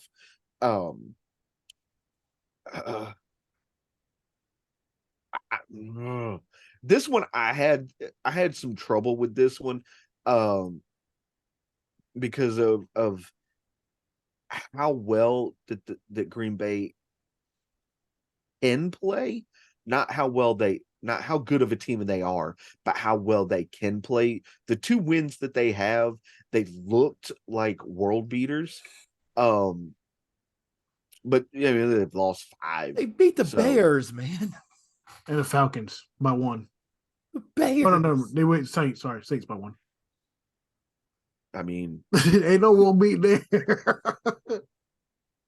they looked good. I'm just saying. But here's the thing, Chip. From this point on, they're going to win out and win that division, right? No, because I think the Rams are going to win this game. I I'm really going do. Rams. I'm going Rams. I'm Well, also actually, going- hold on. Where is this Oh. game at? In Green Bay? It's gonna in be- Green Bay. It's going to be 4 degrees. It says it's going to be 45. We know According to Green Bay is With the wind cold as chill, shit. with the wind chill factor of like -3 or some shit. right. Um, Chad, are you going Green Bay? I'm going Of Green course Bay. I he's don't going Green Bay. Why the fuck would I trust a Brett Ripon led Rams team? They couldn't get it done with fucking Matt Stafford. He couldn't get the ball to Cooper Kupp. He couldn't get the ball to Puka Nacua. Like, give me a fucking break, dude. He's a good quarterback, and now he's out, and you got to go to Brett Ripon? No, give me Green Bay. Green Bay gets the fucking run game going this week on that fucking defense. Jordan Love gets some fucking help. He airs the ball out. Hopefully Christian Watson shows up and Romeo Dobbs, and here we fucking go. Green Bay's getting ready to go on a run. I'm glad. All right, where are you going, Roger? I'm confused about this good quarterback thing he's talking about. I know, right?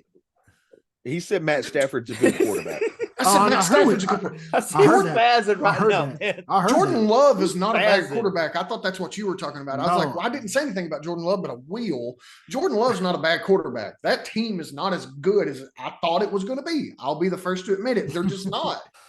And it's mainly on the defensive side of the ball and the run game for the offense. Are they still winning the division? They still can. That's the thing. No. No, Are they still Are winning they? the division? Will Say they it win with the your division chest. this year? No. The answer is no. They will not win the division this year. I thought you were going to stand your ground on that one still. No, I stand by what I said at the beginning of the year. I thought AJ Dillon was going to amount to something with fucking Aaron Jones missing time, but apparently AJ Dillon is just all looks. That dude, he's got legs the size of fucking tree trunks and he can't run past a fucking lineman. He can't break a fucking tackle. And that's hurt Jordan Love because they're stacking the box. They're getting pressure on him. They can't do play action because nobody can get a fucking 6-yard run on that team. So it's killing them in that direction right there. It's killing them. There's only one Quadzilla and he plays in New York. Yeah, we're finding that out. Saquon. AJ Dillon was supposed to be the next hot thing, and he's just not fucking it. He has 266 yards this season. He's doing, bruh. Roger, Rams or Packers? Come on, bro. I don't know. This is a game of shit quarterbacks and shit teams. Give me something. Flip a coin. I don't give a fuck. You know what? I'm going to go with Packers just to jinx them, just to fuck them over. Damn, man. I want to go Packers to make sure they lose. Damn. All right. Next up, we got. Hey, wait. Can I not make my? Can I not make my pick? We know you're going Rams. Can you make? You already said Rams. I didn't know if you heard me or not. I'm sorry. Bro, you scream every time you talk. Yeah, we heard you. Okay. I pay attention. Okay. Who Braden take though? I didn't hear that. He picked the Rams. Because I don't pay attention, so you have to repeat yourself with me. I may have forgotten to say what Braden said. I'm just ready to move on. I think you said it while me and Chad were still discussing good quarterbacks. All right. Next up, we got the Tampa Bay Buccaneers at the Houston Texans. Obviously, this is going to be in Houston. Houston is a 3-point favorite. The over-under is 39.5. Yes, I'm going to be that guy, and I say the Texans are going to win this game where they should have won last week. They're going to win this week. This is a hard one, to be honest. It is. It really is. It's because it's the battle of two mediocre teams at the 1 o'clock hour. Nobody's going to fucking watch this game. Sorry, Chip. I am. They're just not. Motherfucker. No, only homers and fans are going to watch this fucking game. The Bucks need a win to stay close in the NFC South. Houston's 3 games out of first place in the AFC South. Houston still didn't look terrible in the game last week against Carolina. They didn't look great, but I think the Bucks want this one pretty bad. I think the Bucks are going to come on the road and they're going to narrow out a victory. I'm going to take Tampa Bay on this one. All right. I'll give you the Bucks there. Talon? Hold on. Roger? I got a real coin this time. I'm gonna go with the Texans so that the Bucks will win. I'm jinxing them. All right. Heads, I'm going Texans. Tails, I'm going Buccaneers. We know what a quarter looks like, bro. There's a Scientific nickel. shit here. No, it's a quarter. Oh, So And he's still staring at it. Time No, out. I haven't Roger seen- I doesn't haven't know seen this what one a either. fucking quarter looks like. Apparently, looking you might at need it. to show it again. I'm not looking at it. I have you guys on this monitor, and I'm looking at the stats right here. All right, I'm going Texans. The I was queen not says looking so. at a coin. Did you flip it? Yeah, I already flipped it. I didn't see that. All of a sudden, you were doing this. All of a sudden, I watched it. No, I did see it. I did. seen it. I did that. Except he that. didn't hit himself in the face. the Didn't hit first myself time. in the face. Landed right here in the beard. All right. So yeah, Texans. I'm going with Texans. All right. Actually, you know what? Change my pick to the Bucks. Okay. Okay. Who'd Braden go with? He went with the Texans. Okay. All right. Next up, we got the Washington football team versus the New England Patriots. The Patriots are a 3.5-point favorite, and the over-under on this game. The over-under on this game is 40.5. That's too many points. How is it not 28.5? Oh, I don't that's too many fucking understand. points. I mean, I understand that Washington just got rid of their entire defense and shipped it off to San Fran. I mean that no, they're gonna where'd put Montez up Sweat go points. to? Hell, the way the Patriots have been playing, you Where could put a did fucking Sweat go JV to? team out there. Dude, I'm taking the Commanders in this one. I think they're going to air the fucking The ball Bears. out. I really do. I think they're going to air the ball out. They're going to have to play catch up for the rest of the year in every fucking game they're in, except this one. The Patriots are just absolutely fucking awful. And that wide receiver room is just destroyed now. There's no way they win this game. I'm going Commanders. Sam Howell's been playing really, really good. And I'm sorry, New England just looks like straight up ass water. So I'm gonna go with the Commanders to win this one. I'm also going Commanders here. I am skeptical of this defense now more than ever, because they did ship away their two best defensive players. But I think the offense has enough power to win this game. And also that's all I'll say. But also against that New England Patriots offense, is it really that much of a big deal? Because that New England Patriots offense is not looking really good right now. I mean, this will be your Ramondre Stevenson game. This is where he's going to be able to open up some. They'll be able to open up some lanes against that line now with Sweat and Young gone. Mac Jones isn't going to get pressured a whole lot. I can actually see the 40.5 over under on this one because neither team really has a good defense. So no. Roger, where are you going? I'm going to go with the Patriots because giving away your Patriots. fucking two best defensive ends against a team that if you give the guy just 3 seconds to actually make a play, actually will do something. And also, like Chad said, Ramondre Stevens actually has room to run now. Yeah. So like I said, you know, I do not trust this Commanders defense at all, but I do think that their offense has enough power to win the game. Especially with that defense of New England being as atrocious as it's been. It's definitely not going to be a defensive game. Oh no. I'm definitely taking the over on the point spread. Actually, I might take the under on this one, but Braden's also going to go with the Patriots there with you, Roger. Next up, we got the Chicago Bears versus the New Orleans Saints. This is going to be in New Orleans. New Orleans is 8.5-point favorite with the over under at 41.5. I'm going to go Saints here because the Bears fucking suck.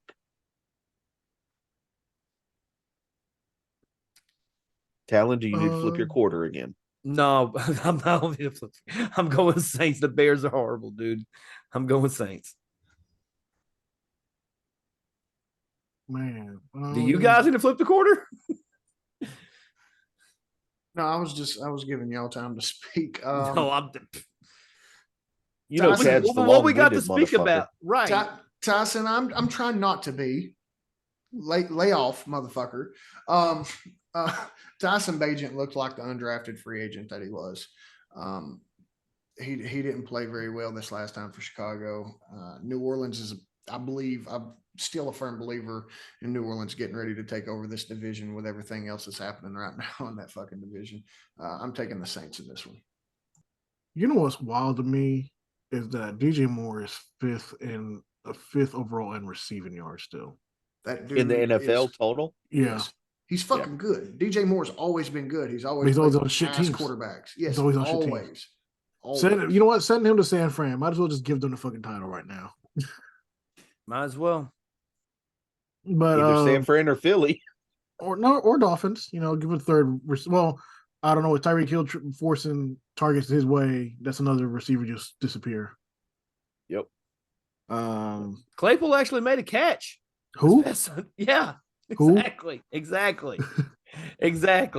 Did you guys win this week? Yeah. It was a They joke. did. I know.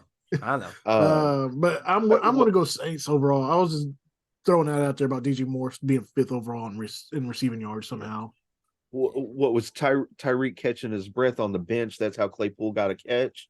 Pretty much, yeah. Was it he faking injury to go take a shit like Lamar did? Oh, next game on the docket, the Colts versus the Panthers. This is going to be in North Carolina. Indianapolis is a 2.5-point favorite with the over under at 44.5. I just don't know about either one of these, right? Colts. Yeah, I went with the Colts. Gardner Minshew. Minshew mania.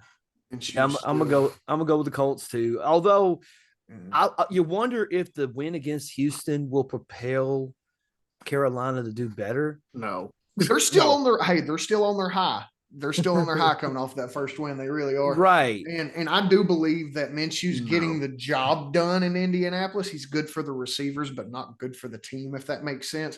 They're missing that upside with Anthony Richardson. I'm still going to take the Colts in this game, though. Let's say, I'm about to ask, why do you hate that man so much?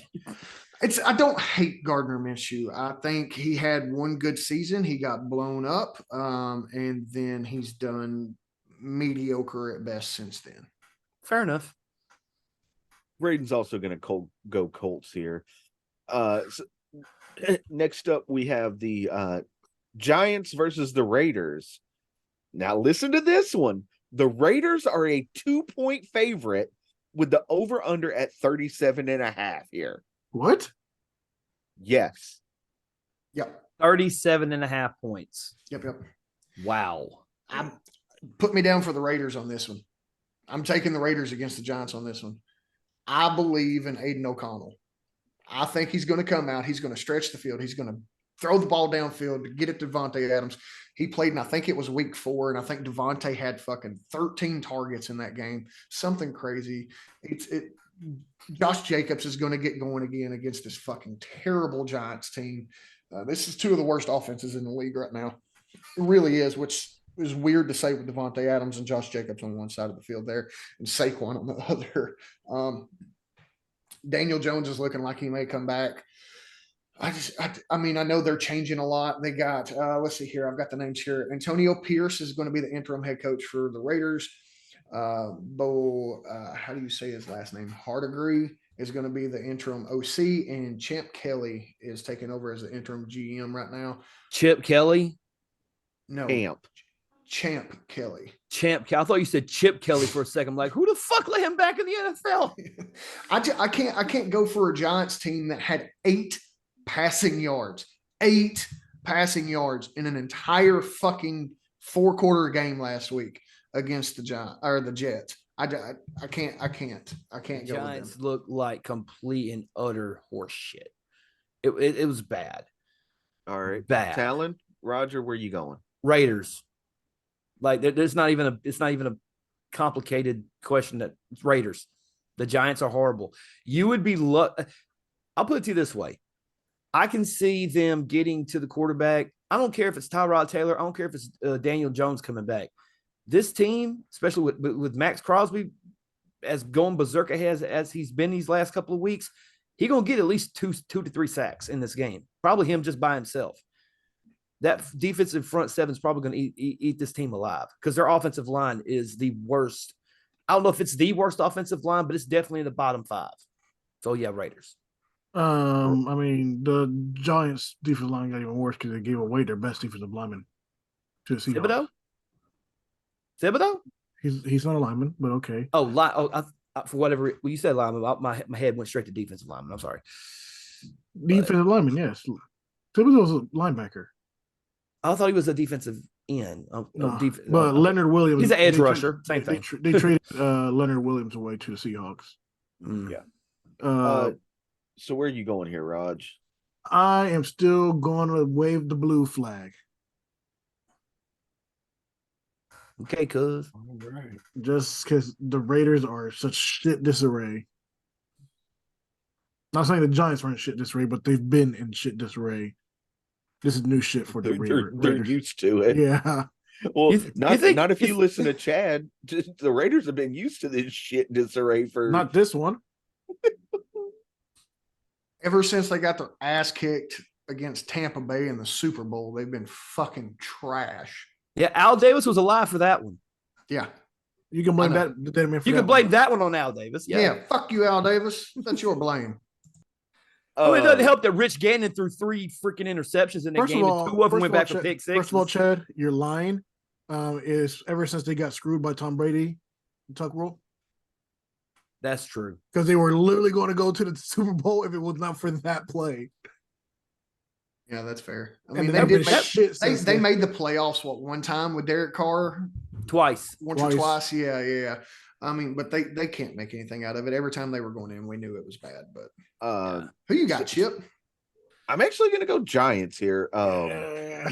Yeah, I'm going Giants because I just don't trust the Raiders. We don't know what the new head coach is going to do. We don't know what the new offensive coordinator is going to do.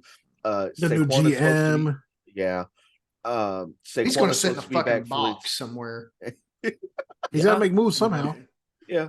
Saquon is scheduled to be back for this game. Danny Dimes is supposed to be back for this game. He has no restrictions and has practiced this week. So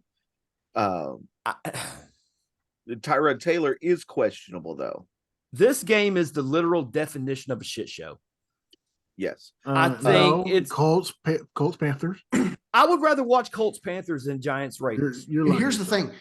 It's still not going to be as bad as the Jets Giants game last week. I didn't watch the Jets Giants. They play. The Giants had every opportunity to put that game away several times. They play each other every 4 years. There's no reason it should be that fucking bad. Yeah, I guess so. Who did Braden pick? Giants. Okay. On to the next shit show. Next shit show. Yes. We got the Dallas Cowboys versus the Philadelphia Eagles. This is going to be in Philadelphia. Philly's only a 3-point favorite here. I think that's just because it's the home thing. I think it's just because it was at home. Honestly, that's the only reason they're a 3-point favorite. I think so. Because so you're saying they shouldn't be a favorite? We'll get into it. Go ahead. Read the line real quick. The over under is 46.5. Yeah. So the home team typically does get a 3-point buffer in most cases, unless just you're because Raiders. it's the home team. Unless you're the Raiders, unless or you're the Bears, Raiders, yeah. or the Lions, or the Giants. The Lions definitely get an advantage now. Okay. No, the Cowboys got their offensive going after that bye week. They looked good. That defense is for real. CeeDee Lamb looked good. CeeDee Lamb did look good. Dak Prescott looked good. He really did look good. But they just played the Rams. Come on. Yeah, they played the Rams. That's what I'm saying. Like it wasn't. They were supposed to beat the shit out of them. That was supposed to happen. They were playing a good quarterback. Yeah, yeah. Eagles. I was going to say if you look at the 2 losses that the Cowboys have, they were what I consider blowout losses. They lost to the Cardinals 28-16, and they lost to the 49ers 42-10. Well, we knew they were going to lose to the 49ers. The 49er ones make sense, but the Cardinal ones doesn't make sense at all. Right. Because fucking Jada Pinkett Smith was out there just blowing them out of the water behind that center. Don't know how he was throwing the ball like that.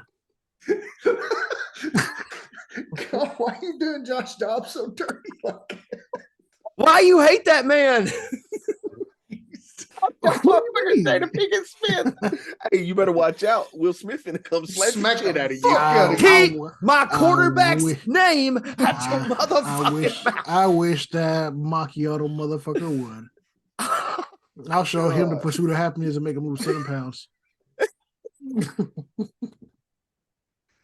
Oh, Jesus. Motherfucker will be in I after just- Earth after that. The man has alopecia. Leave him alone. No, he does not. Yes, he His does. wife He does. He's Josh talking about Will Smith now, not I Josh was talking about Dobbs. Josh Dobbs. Oh, I was Oh, saying so- his wife has alopecia. Yeah, I knew that's her bald that's ass why had she's out there. That's alopecia. why she's in Minnesota right now. Apparently, Tupac did too. Ew. Yeah, that's how she got it. They're all wiener cousins. I'm gonna go Eagles Chad's a here. leader. Chad's a I'm leader absolutely sticking with the Eagles here, especially at home. It's gonna, like I said, it's this division. It's gonna be a tough game. It's gonna be a close game. That's just how the NFC East plays. But I'm absolutely going Philly here. I think Jalen's finally getting it going. And So Chad's going Philly. Chip's going Cowboys. I'm going to go I Philly. already said Eagles. Oh. I already said Eagles, sir. I'm calling it now. This is going to be game of the week. Cowboys are going to do the best job that they can. I say this game comes down to a last-second field goal opportunity. Something's going to happen. Dallas is going to figure out a way to fuck it up, and the Eagles are going to win. I think that's my prediction. I feel like the Cowboys are going to be in a position to win this game. It's going to be close, and something's going to happen. They're going to fuck it up, and the Eagles are going to win by proxy. Dak Prescott's gonna fumble a fucking Either Dak Prescott kick, fumble, kick hold and pull a Tony Romo. I mean, That'd be There's awesome gonna be to a see. butt fumble. There's Yeah. gonna be a butt fumble. oh, I don't know. I don't know if anybody could butt fumble like Oh. old Sanchez could.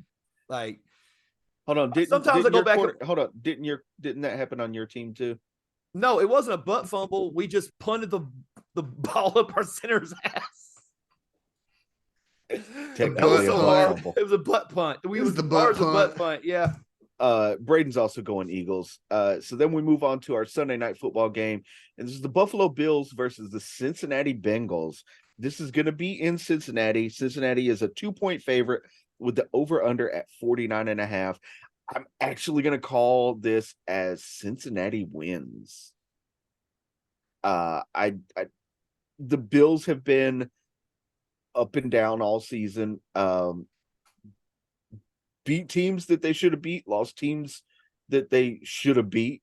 So I think the Bengals are they're getting on that roll that they needed to get on.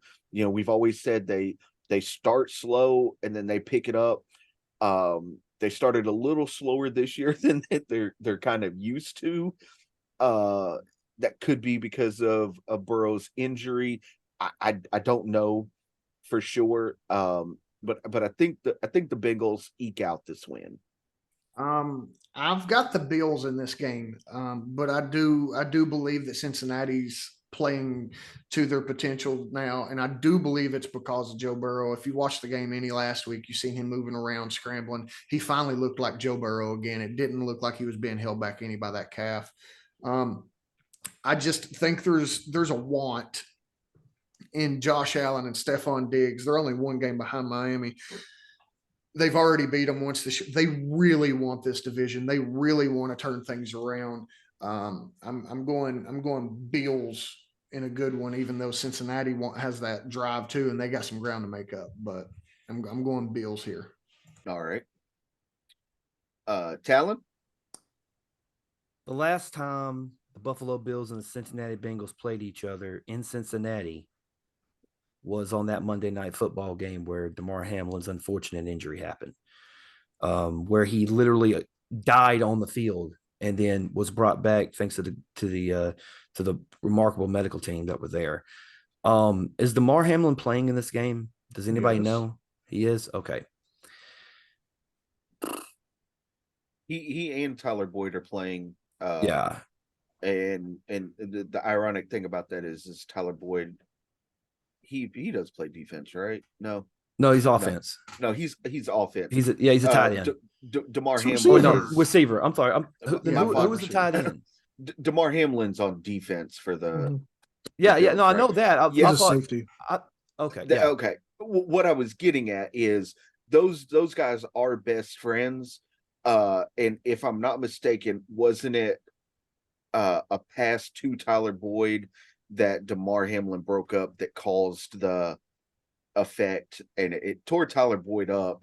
It wasn't he didn't break the pass up. He got hit and made a tackle. Yeah. Okay. But the way that he got hit, just like they said, it just with the 0.0000001% of causing his heart issue. Yeah. Yeah. For me, and I don't know, I might be looking at it from a non-put football perspective in a weird way. I got the Bills winning this game, but I think it's more along the lines of like, because last year it was the only game that literally was just annexed. And I think the Bills will come through. I still think Cincinnati is going to put up some points. I think Buffalo will come back. I think it's going to be a good back and forth. Something's just telling me Buffalo's going to pull off the victory. So I'm gonna lean toward Buffalo to win this one. All right. Raj. I'm going Buffalo. All right. This by the way, this is my game of the week. I believe this is going to be the game to watch. Do you think there's going to be extra? I'm sorry, I didn't mean to cut you off, but do you think there's going to be extra press around DeMar Hamlin in this situation, knowing that it's going to be his first game against Cincinnati in Cincinnati since that Monday night? I think so, just because of it being in Cincinnati. I don't think it'll be like any attention that's going to draw away from the game or have him distracted of any sort. But they'll mention it. Something will be hung up. There'll be something done before a game or at halftime, or I'm sure. And he'll get some kind of stand to know if he comes onto the field for the first time, that kind of thing. Because that's the one good thing about Cincinnati fans, Bengals fans, just in general.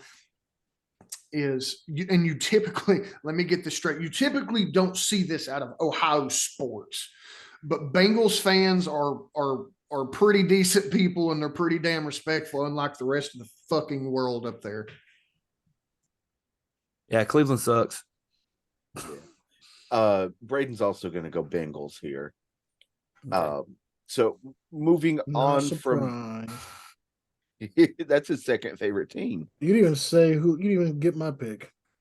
You said Bills. I never said a word to begin with. You said Buffalo. Never said a word to begin with.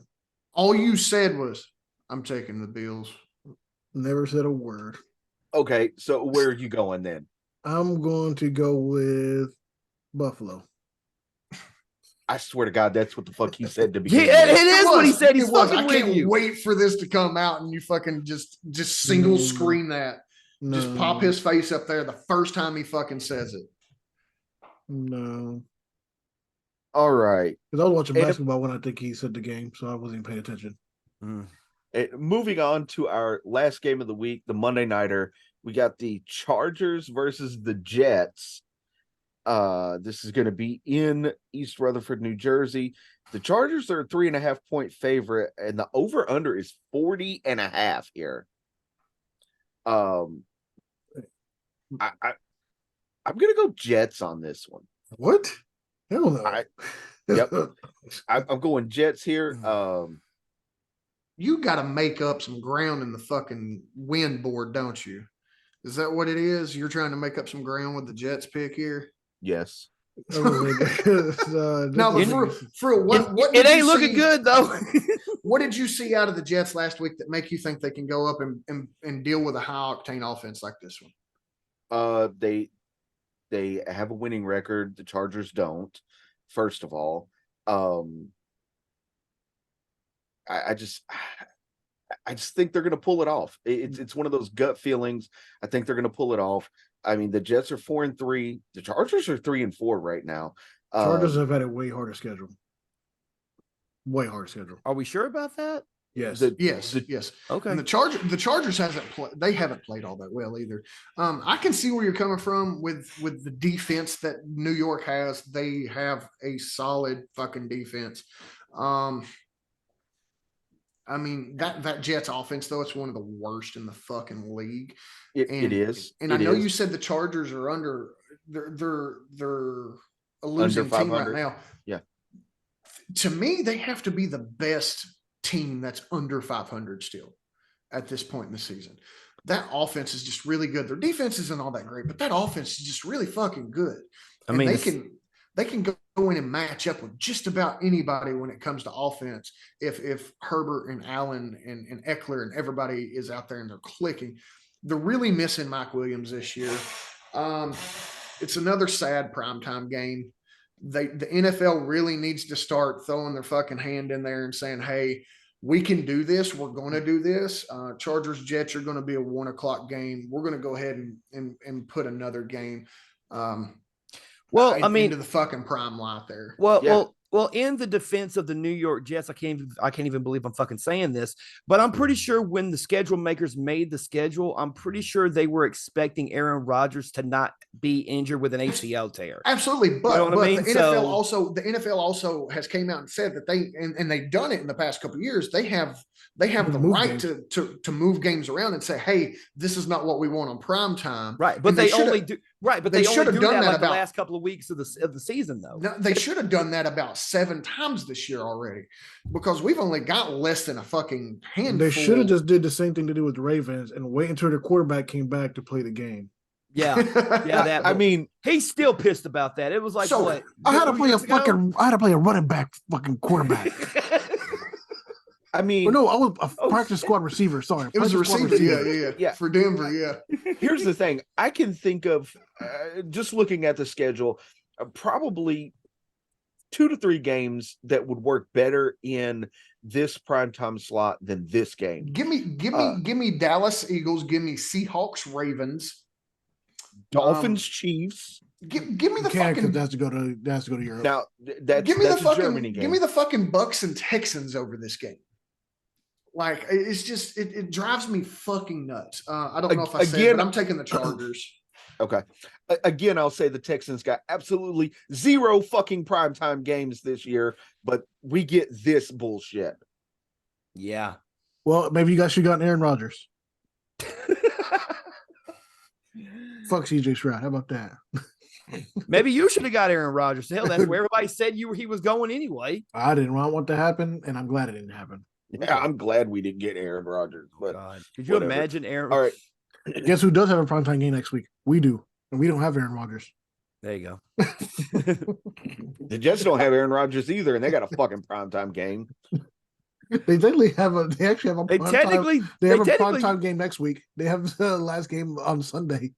Wait, what? They have the last game on Sunday next week. They got the Sunday nighter next week. Jets versus Raiders. Oh, the Raiders? Yeah, primetime, baby. Primetime. What kind of drugs are they doing in the NFL office? What is Roger Goodell handing out? A bunch of Molly? Shit. Talking about, Chad, are you frozen or are you just in shock? I'm just listening, bro. Okay. Us primetime teams, we understand the struggle. I don't give a damn. I'm gonna go Chargers. Chargers. Yeah, I'm going Chargers. Yeah. Roger, where are you going? Just said Chargers twice. So you can make sure you heard me. Make sure you heard me. Make sure you heard me. Sure as shit, I would have typed in Chargers and be like, I didn't see where I was going. I did say something. Chip, I'm going to give you a little bit of hope here. I really am. I'm going to give you just a sliver of hope here.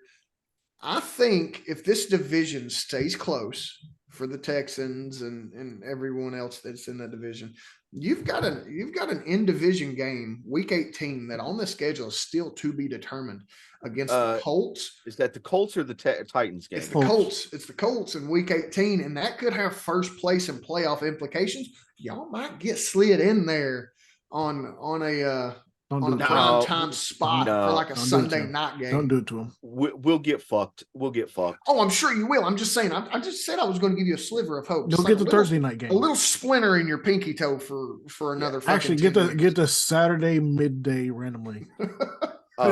This will give you the extra. Fucking college. They go and play during college game day. That's where they go. Oh my god. So 12:30 on the Pacific Coast. Is that what? Yeah. Braden's also going to go Jets here. Just so you know. Y'all smoking crack. I probably y'all really do need the wins though. Don't worry I about me. mean, I didn't care either way. I just wanted to fuck. I just picked one, honestly, because I mean, We know Well, that you love the you Jets. typically always pick against the Jets. not always. I said typically. Okay. Typically. Yeah, Okay. the Uh, 2 times he's picked the Jets to win. Oh, Did they wait? Has the Jets won both times I picked them? No, you didn't pick them against Philly. Oh hell no, I wasn't picking them against Philly. But I don't don't think you picked them this year, have you? no, Yeah, I he picked has. no, I picked them last week against the Giants. No, I think that was a lone thing for me. I think I'm the only one that picked the Jets to win the game. you picked the Jets over the Patriots. Jets lost. Okay. You picked not there. I know you picked them at least one more time. You Yeah. picked the Jets over the Broncos. They won that one? Did they win? Broncos They, won that one. they No, Jets won that No, one. the Jets won that one. Jets Yeah. won that one. Jets won Yeah, that yeah. one. I You did. didn't pick them that week. No, I picked the Jets Uh, last week against the Giants. You picked the Jets over the Giants. Roger was the only one that picked the okay. Giants. Oh, okay. So it was reversed. Yeah. Gotcha. Yeah. Speaking of that, what's the do we have an update on the standings right now or what we did I last haven't. week? Last week, Talon and I went 9-7. You, Braden, and Roger went 10-6. Okay. So I thought you were talking about as far as like standings, as far as like the playoff picture is concerned. no. I was talking about Uh, us. Oh, Yeah, I mean, week 5 and week 7 have been the worst weeks so far. Yeah, and I haven't factored in the full. I can add in last week's. I've just been so busy this week. I haven't. No, you're good. I was just wondering. yeah. Well, I mean, I can go ahead and run this real quick. In the AFC, we're not talking about that. No, we don't care about those records. We're talking about our individual records on okay. picks. I thought he was talking about playoff spots. Okay, playoff picture. All right. Well, we'll wait till we like don't give a shit about playoffs. It's week 9. Playoffs? Yeah, we're just barely halfway into the season. I'm just saying that. I mean, they're already. Although it does make me smile that New England is number 16 in the AFC. That makes me that warms the cockles of my heart. Fucking hate that team. And what was your cock? Cockles of my heart. Mhm. So Chad right now has 73 wins. I should have done everybody's total up first real quick. I know I'm on the bottom of the list, so it doesn't matter. I know we all had a shitty week 7, so Yeah. Yeah, that was the week that I went like 3-13 or something like that. Yeah. Shit. you and that nickel. As a I'm at 71 wins. I'm only 2 beyond Chad. Okay. Nickel. Worry about my pockets. Count your own pockets, man. Well, I'm not 105 years old and still actually use physical money, so I don't know what coins are anymore. 105. The fuck? Oh, at least I'm not the one getting the old jokes tonight. Braden's at 70. Yeah, shut up over there, Al Davis. I really don't want to hear anything from Vince Lombardi over there. Let's see, Chip, you had a good week 4. You had a really good week. Yeah, that was the only fucking week. What's all of our best weeks so far? Mine was week 4. I had like an 11 or 12. Chip's at 62. For week. me, week what is that? Week 4, I had 13 wins. Where am I at right now? I'm not done your total yet. Okay, sorry. Chad, I think it's week 2. Yeah, It was Chad, like your best 14 week and was 1. week 2. He was 11-5. But like the first 4 weeks or so there until the week 5 debauchery, I think I had double digits every time. Yeah. You had double digits every Like time. 10, 10 or 10, 11, 10, 10 or something like that. Yeah, week 2 is your best week. Okay. Yeah. I just need to have another masterful week, and it'll be back to where it's supposed to be. Actually, me and Talon's best week were week 4 because we both had 13. Oh shit. I think you picked everybody I picked right after I said it, so makes sense. No, I don't think it was everybody. Talon's at 68. 68. So 75, 73, 70, 68, 63 or 60. 60. I'm at It's the that top we- 3. This hey, ain't gonna fly. It's That that matches your age, Chip. So we're good there. yeah. The irony. Fuck you. I still look younger than you, and fuck better. Pause. How'd you know how he fucks? He's got more kids than I do. So, Does this mean his pullout game's weak? so you fuck worse, is what he said. Yeah. Nope. Nope. Get your shit together over there, Pongo. His old tag department told me. Which one? Yeah. The only one that was really ever my tag partner. Oh, Barry. No, no, fuck you. His I don't even know if backstage tag I don't know if I ever just a tag match with Barry. I don't think maybe at TXW one time. I don't fucking know. TXW? Yeah. Tennessee Extreme Wrestling. Yeah, up in Knoxville. Knoxville. Yeah, the Tiptons ran it. The ones that Jerry had and Preston TV, Tipton. like Thursday That- nights at like 4 p.m. Did I ever work TXW? No, you Probably didn't. not. No. And We tried to luckily- get y'all to come up there one time, but That's the ring No, that no, Chad where almost was that? died. Conflicts. That's Where the was ring Chad that? almost died. Oh, no, because I remember me and Chip worked the show in Knoxville was T something. No, we worked Kapow. That's I the know we only worked show Kapow. in No, no. Knoxville we've worked. No, because I worked Matt Vice up there. That was the LCW. no. Mhm. I know I worked him in LCW, but there That was a show what, in Maryville? Tennessee something wrestling. It was in a blue building. Oh, you're With a talking bay about the door. Green Acres Flea Market. That was Whatever not the TX fuck it was. That was TWA. That was not TWA. TXW. That was Okay. TWA. Yeah. All I know is- I remember you being on that one. Yes. That was when I first met Matt Vice, was at that Yeah. show. And then about 4 months later, I wrestled him at like the first or second LCW show in Cleveland or something. It was the second one. The second one, yeah. But Yeah. TXW where Chad almost died by running face first into the bottom turnbuckle. What? What is this one? You don't remember when you were Oh, wrestling and Vicky? Calvin. God damn.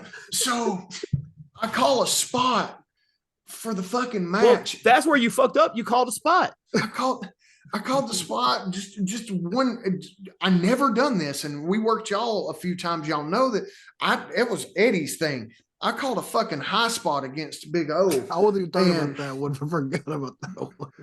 He gave me a fucking Big O gave me a belly to belly off the fucking top. Okay. And when what's wrong with that? I landed, my legs were splitting the fucking pole on the other side of the 18-foot ring.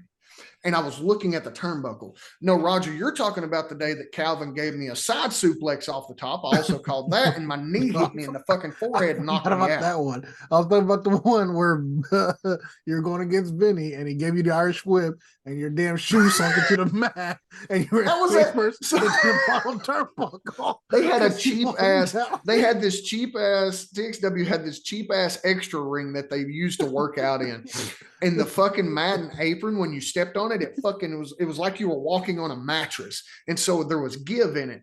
And Funkmaster shot me from corner to corner, and I went to go fucking run into the turnbuckle. Buckmaster? Vinny Vineyard, Funk. Vineyard. Funk. Oh, okay. F-U-N-K. Okay. Um, Okay. I went to take off across the ring and I stepped and my foot never came up. And I just fucking face planted in this fucking 16-foot ring. I ate the bottom turnbuckle just black.